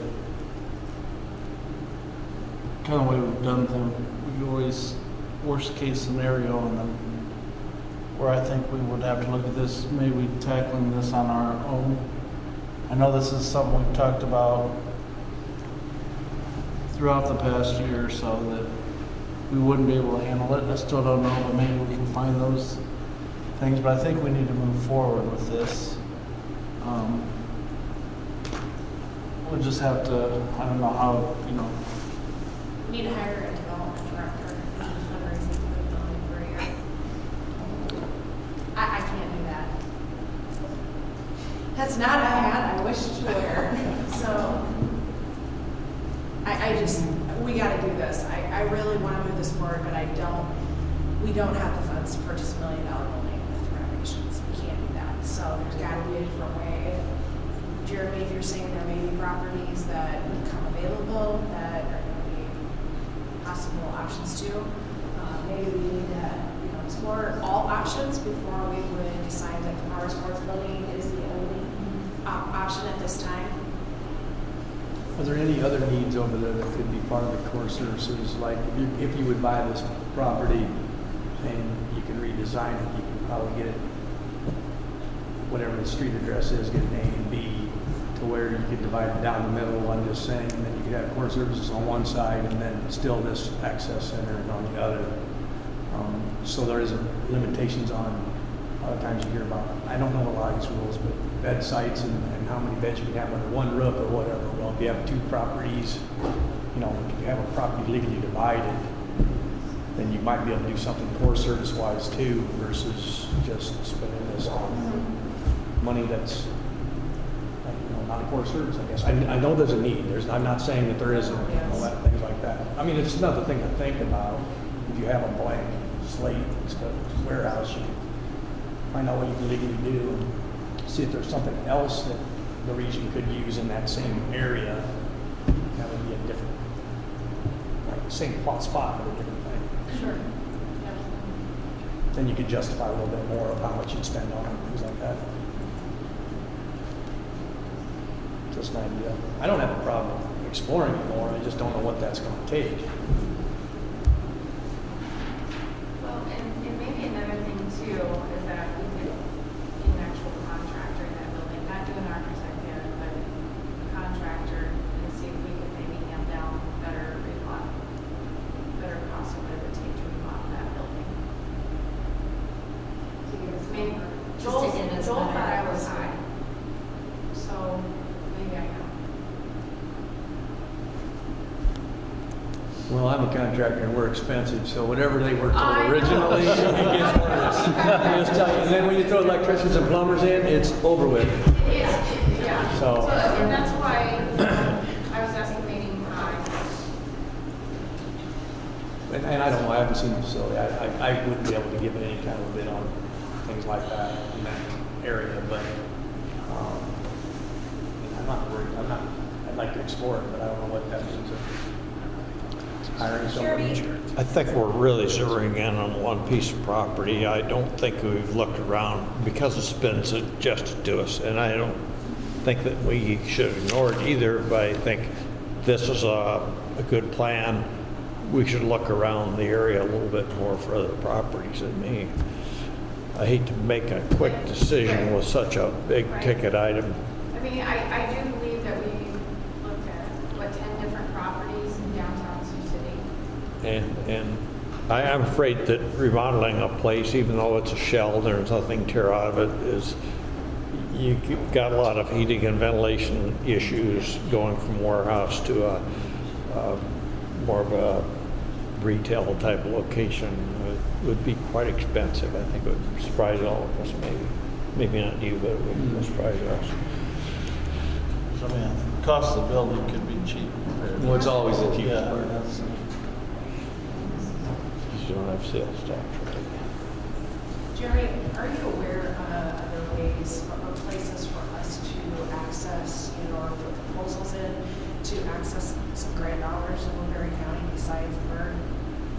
I mean, MERD's really the one that everybody goes to because they have such, revenue in terms of the gambling dollars that come. Yeah. But outside of that, I really don't.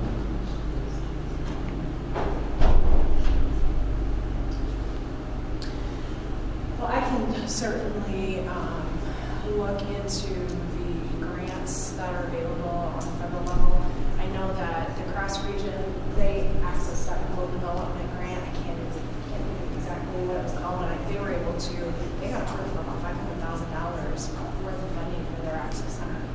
So, I mean, we can explore that as well, and then I think at the same time, we need to be mindful of the MERD applications. When are those usually submitted? They're sporadic throughout the year. So they do 2 a year. I know it's the BB Foundation, but it's not real dollars. Well, because we were Every awarded county. in September. Yeah, you get, wasn't it 80,000 this money?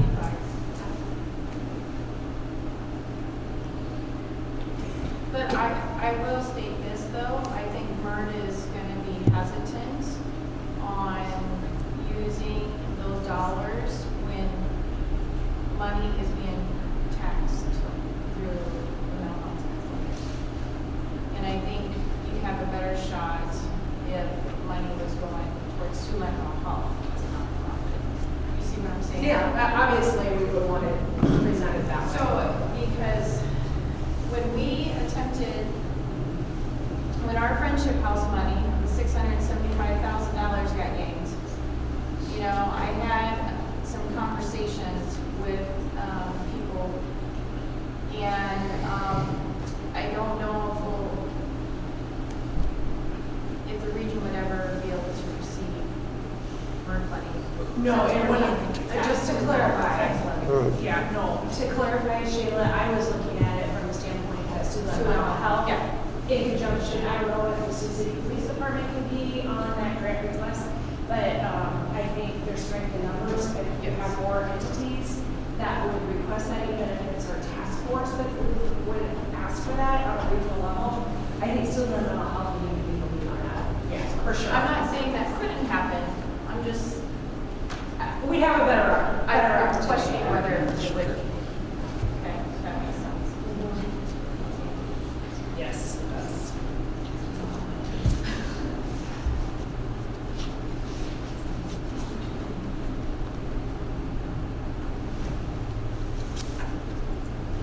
So obviously, we're not looking for a decision today. We just wanted to have the discussion and get this on everyone's radar. So when I come in with budget projection, preliminary budget projection, you're going to probably see that I'm in the budget funds for Access Center. So there may be the increase, but so there's your forewarning. We don't have a high amount that we can generate right now because we are already at 7.4 million. We've got about $1 million left that we can levy before we're at our max. So, For the people that are advocating this downtown location, do we need to maybe give them a date to maybe have some answer by, if they think there's local funding sources that they know of that they want to tap, like maybe by the February meeting? If they come and they're unsuccessful or really don't come up, they come up empty with places to go for grants at that point, then I want to give them a little time to incubate this idea. But we get a point where we have to have kind of a drop dead day and we move forward.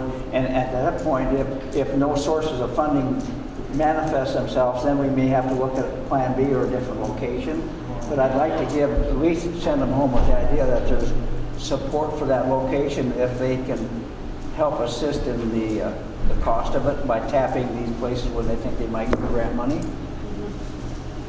yeah. I mean, I don't want them to go through a lot of work and then at the end say, we went to a different location. Yeah. That makes sense. The other thing that I can do in the meantime too is reach out to the other regions and see, maybe the $3 million for the Access Center, maybe we're completely off base.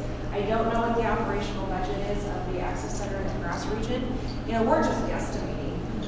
And maybe that's not our regional dollars either. If they have a budget of, let's say, $1.5 million to provide the specialized services under that arena, maybe they're proposing that a certain percentage is the Medicaid dollars through the MCOs, and it's not all regional funding. So I could reach out to the other regions and see for those that are starting access centers or developing what they're looking at. I know the Southwest Iowa region is doing a virtual model, and they presented to our region, although our task force was pretty adamant and firm in the fact that they wanted a location versus a virtual model. So I can do that as well. And then we can, if you want a date for moving this forward, I think we're always out. But yet, I think we need to probably give them some frame of reference as far as what we're aiming for.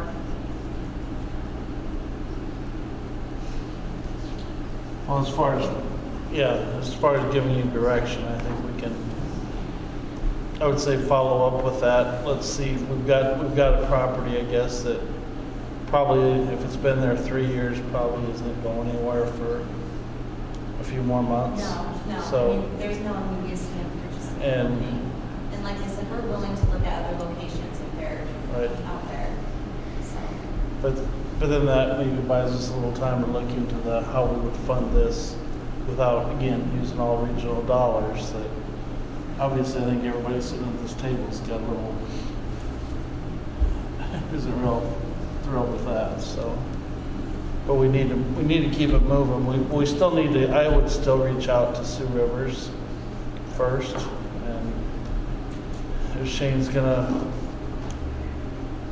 play hardball with this without, but address it to the board. I don't know whether the board, if you send it right to him, whether he would pass it on to the board if he's not. I don't know how he operates. Well, but- and as a side note to all of this, I just received an email from him not too long ago that they're asking for a reconsideration next year of the cost share on the assessment center. They feel that at the disproportionate numbers, our percentage of payment for the service needs to increase, and they're asking for it to decrease. So he wants to know my thoughts on that. I think that this needs to be a joint conversation with the Sioux River board, our board, a couple members with their board, and really find out the direction they want to take, because I think that he's going to dig his heels in the sand, is my feeling on this, and that our hands are going to be tied. I mean, we're going to have to be able to do this on our own with the understanding that, they want to keep that property, keep everything under that roof, and we have a task force that sees it otherwise, so. But basically, you guys, if you weren't no longer the assessment center, the tenant or whatever of that building, they're stuck with the building. they're stuck, right, but then they're gonna have to, you're providing that service for them, you wouldn't be providing that service for them any longer either. No, but So that's another service they have to go, they'd have to look find for an it. alternative Right. location for that, yes. that would come into their, will But come so into would their we. building. Right, right. I mean, they could provide the service there if they wanted a contract with somebody else, If there's another provider to do it. but that would be a very high risk to and take it wouldn't make sense with for 1-2 them miles to away. Have that outside of their own region. Right, right. It just doesn't make sense. Yeah. So I mean, we're kind of playing a little game of chicken with them without them in the room, and I just So- think, overall, in regards to this particular situation, it's unfortunate that that's kind of where we are at this moment. But I feel that it's hell over our heads from Sioux Rivers, that particular location. I just feel it's best to kind of get out of that particular situation, so our region is in a better position to make decisions for Well, us. sooner or later, we may have to cut off ties with Sioux Rivers anyway. okay, well, we'll give Dawn some direction there that she can look into, try to keep this moving forward. I think we've got some, thank you though for Absolutely. the work you've done. I mean, it's, option A is definitely there now, so we just figured out from there if we'll move forward, so. Okay, let's, I think we're down to the last, oh no, we've got a few more. Okay. Well, Dawn's giving those, so we'll let her.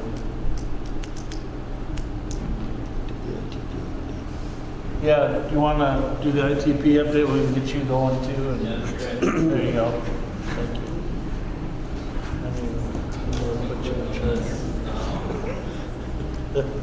Here's just an update from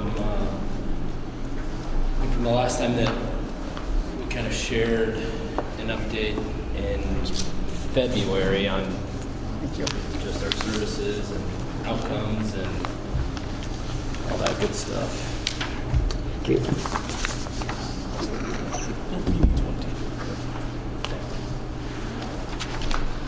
So, I think Don had sent out just sort of an update of sort of the utilization of some of our data from October. This is here on the first page, just an update of over the last 10 months at the hospitals where we're providing our crisis services.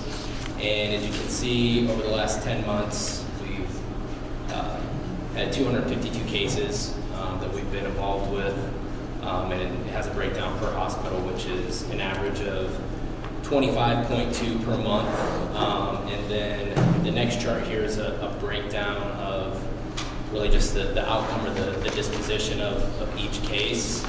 As you can see, 55% or about 56% patients actually met the level of criteria for inpatient hospitalization, which is a couple percentage points lower than when we last looked at this in February, but still pretty consistent. And then there's a breakdown of just the various services. The next highest, of course, is certainly discharge for outpatient follow-up from the emergency room, and then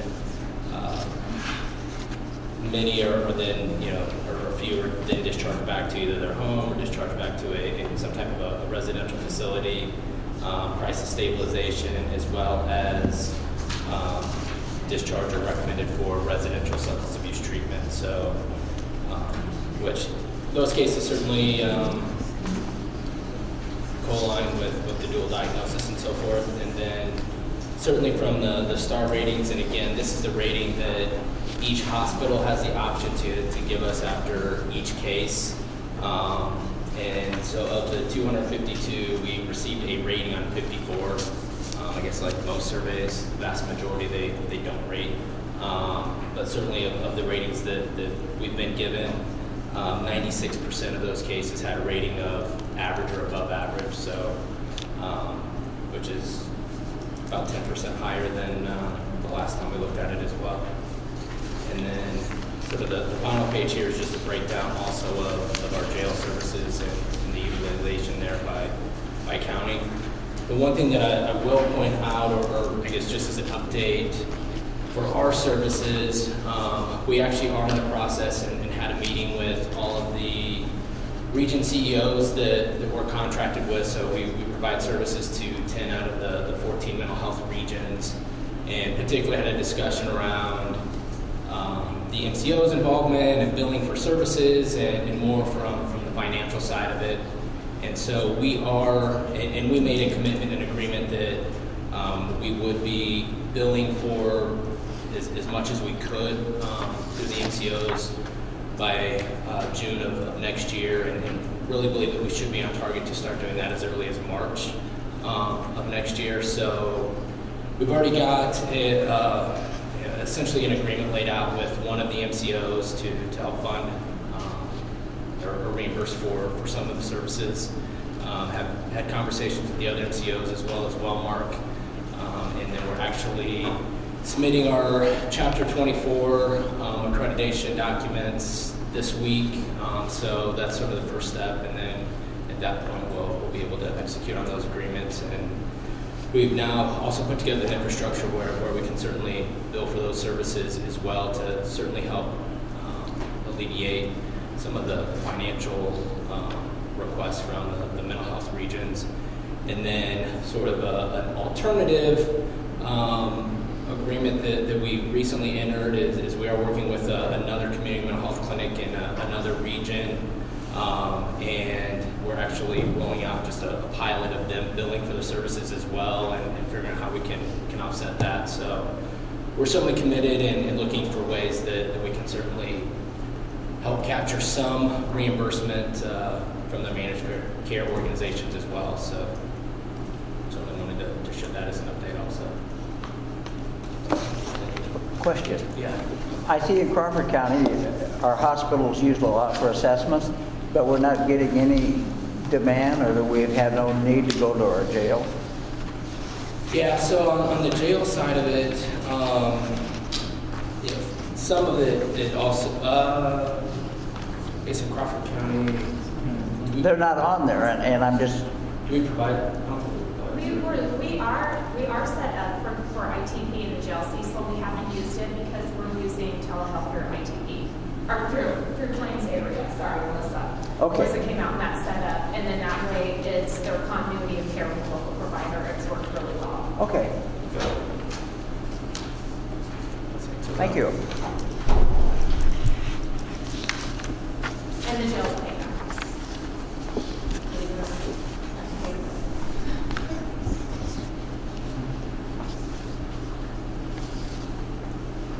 Any other questions?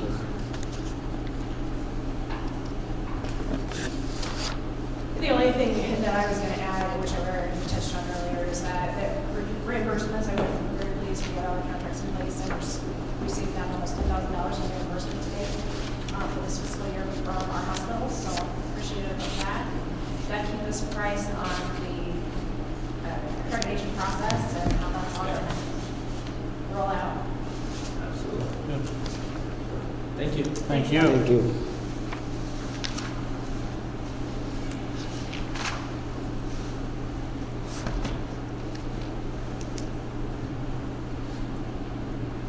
Okay. We are Children's Behavioral Health. And I don't think we need to touch on that unless anybody has questions in the room where we're at. We covered it in the legislative forum, or if the board has any questions, I think we covered everything this morning. Okay. And do you have any update you want to give on the meeting we had with Northwest Iowa Care Connection? Yeah, so the Northwest Iowa Care Connection region, Dickinson and O'Brien counties are joining sewers on July 1st. For those of you who may not be aware, we were contacted by Kim Wilson, the CEO of Northwest Iowa Care Connections, and had an initial meeting with a couple of her board members back in November. They would like to explore joining our region. I attended their November governance board meeting, and they're just really not sure which direction they're going to take at this time. At the same time, they have received letters of intent from 3 counties in the County Social Services region wanting to join Northwest Iowa Care Connections, and with that direction, which orphans Emmett County, and Emmett County does not want to leave County Social Services. So it's very much in just kind of up in the air right now as far as what's going to happen. But it's not completely off the table, but I think at this point we're probably just going to keep moving forward with our 8 counties. They had the 3 remaining counties in Northwest Iowa Care Connections have had a couple of meetings. They had a work session on December 3rd to look at all of their options, and then I believe just 2 days ago they had a conference call with the board members representing the counties and county social services. So it sounds like maybe they're moving a little more in that direction. I just wanted to make you aware of where that is currently. So they would join that way instead of accepting counties there? They just maybe go that way, or? There was an interesting strategy that was presented at their governance board in November. So if those 3 counties were to move into Northwest Iowa Care Connections, we're here, they are part of that region, and then if Osceola, Clay, and Palo Alto chose to withdraw next year to move to our region, those 3 counties remain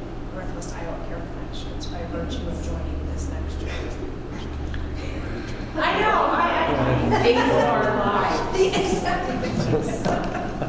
So I thought that was an interesting strategy, so. And I heard Emmett was going to follow Dickinson. That what? Emmett was going to follow Dickinson. I heard that too. And that's going to Sioux Rivers. Yes. They'd have to get legislative approval to stay in the northwest area or the In social services area. CSS, yes. Yeah, I think there is legislation that might be introduced to allow for that, right? I mean, there's talk of it that I've heard it a couple places now, I guess, that. Otherwise, without legislation, they'll be excommunicate from.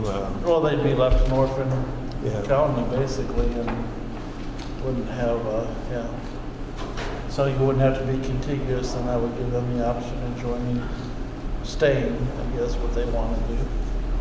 So, well, I think that's true. We've had the discussion with them. We kind of went through it. They did a little background, kind of comparing services and things. They gave those to us if anybody wants to see those. But I think at this point, they're not really pushing the issue with us. No, their CEO, Kim Wilson, has submitted her notice of retirement at the end of this fiscal year. So they got some really quick decisions made in terms of what they're going to do going forward. They're going to be left with no infrastructure. They will not have a CEO. Their fiscal agent is currently O'Brien County, so they would have to establish that within one of their counties, and they're not going to have any staff because their coordination staff are based out of Dickinson. So they've got some big decisions to make here. I don't envy them whatsoever, but yet I think that they're really going to look at all options. And Kim did mention to me today that she's been asked by their Osceola and Palo Alto members, and probably Clay as well, that whatever we do in terms of developing a children's behavioral health plan within Rolling Hills, she was encouraged to follow the similar process and make sure that our plans are very similar in nature, because that is still a possibility that they will look at joining this direction, and they want what we're doing for children what they're doing to be very similar to what we're doing for Rolling Hills. So it's not completely off the table, but at this point, I'm going to budget as it is.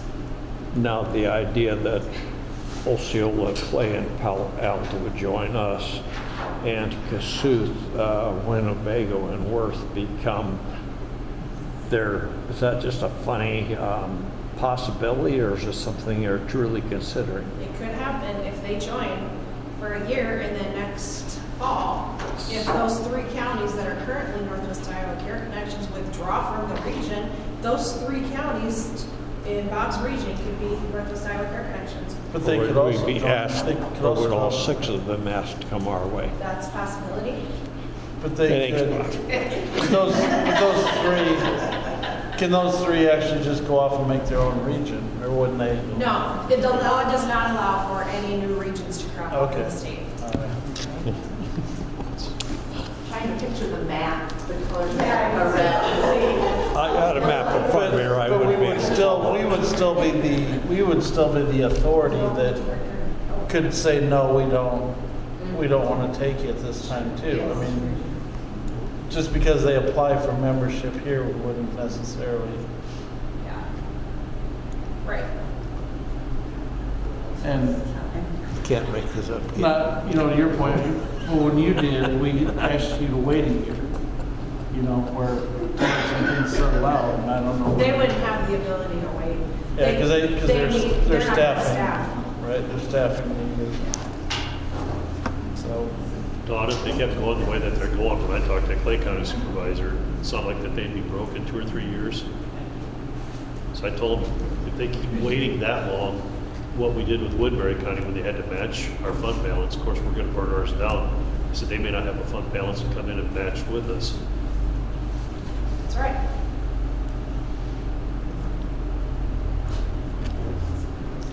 We'll be broke by then.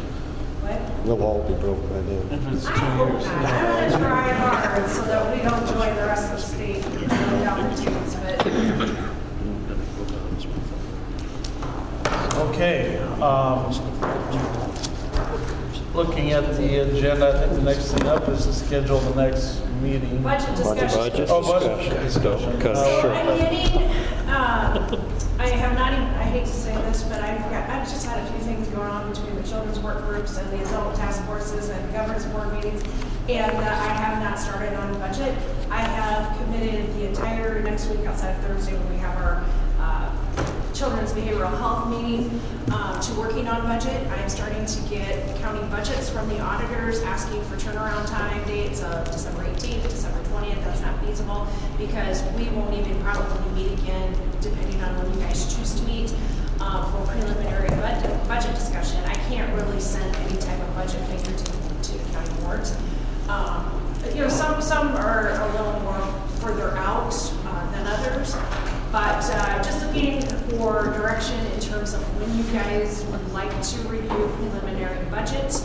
And I need to talk probably with Sheila and Kim as well about requests for next year, if contracts are going to stay the same. And, just really looking for direction from all of you as far as how you want to proceed. Sooner the better. I'm losing my voice. The sooner the better. I know Cherokee's on fast track. Yeah.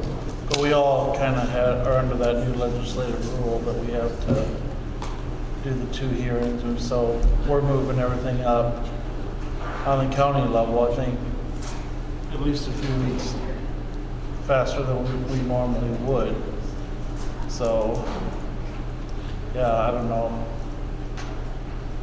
That's, to me, I don't know, the accuracy in some of the budgets could be a little tougher this year, but. County budgets are relatively quick to complete. It's a matter of determining the capital based on what our needs are on the regional level, and it's just salaries and the capita. So those don't take me long. It's going to be the regional budget. Although this year I can say it's going to be much easier to complete than last year because we have more solid picture from where it's going to be. We have the stability. Because last year we were meeting in Woodbury and we didn't know what your ending was going to be with Sioux River, so it was. Don't bring back old memories. I don't want to relive it. You were a problem. Trust me, I'm in the same boat with you, Jared. We miss Butler. So. I think last year, I know we met twice in December. If you don't want to meet that last week of December to do a preliminary budget discussion or peruse through a budget, do you think you can do the entire budget process this next year in one meeting? I guess is what I'm asking. If that's mainly most of our meeting, if we don't have updates and everything that are needed. Yeah, I would think we could do it in one meeting. Which I think is why we met twice in December last year, because we also had Rick's retirement, but we devoted one meeting towards the non-core service requests in Woodbury County and budget discussion, and then we met again in January to do finalization of the budget. We had to decide providers. What? They had provider contracts or preliminary from Woodbury.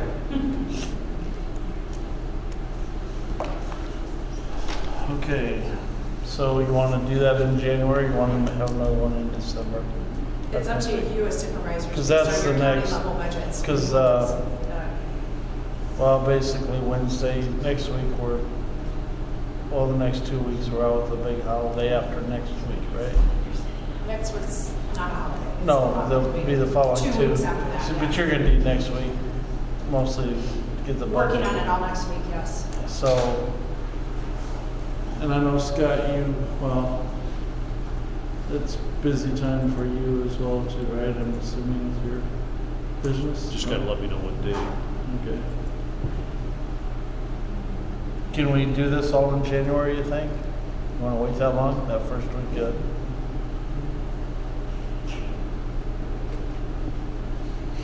Okay.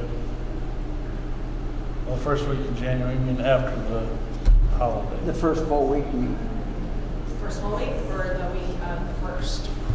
Would be there's the 30th and 31st in there, first, second, and third. Third, we have task force meetings, so my preference would be to not do it the second or the third. Well, the second, we probably will have organizational meetings. Yeah. Oh, yeah, you would. I would say So- the first full week of Okay. January. Are you thinking like maybe more like the 8th, 9th, or the second, the first Tuesday, Wednesday, Thursday, Wednesday, Thursday of the next week? 8th or 9th. 8th or 9th?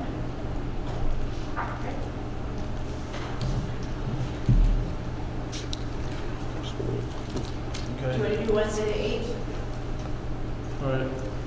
Put that in. morning or afternoon? How much snow are we gonna have to push?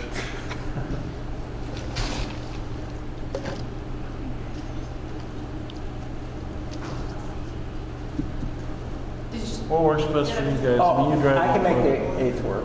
But morning or afternoon? What works better for you guys? Well, why don't we just start promptly at 1, and if we have to go all the way to 5, we're gonna try to do the whole budget in one session. It's fine with me. Okay. Does that work for you? Yep. 1 o'clock on the 8th. Okay. So, do we need that in a motion or do we just set that?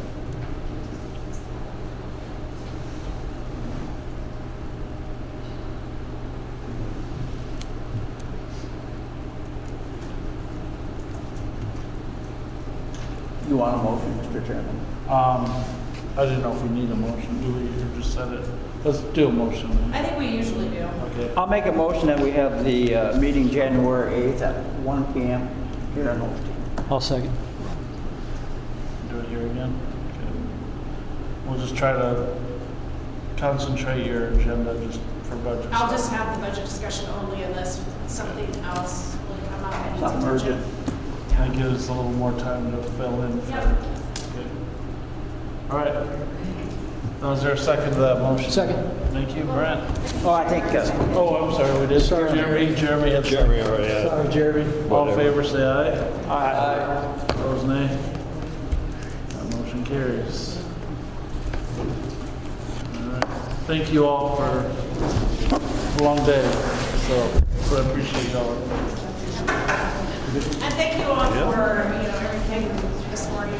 Just so it was very helpful to have you on here. Appreciate it very much.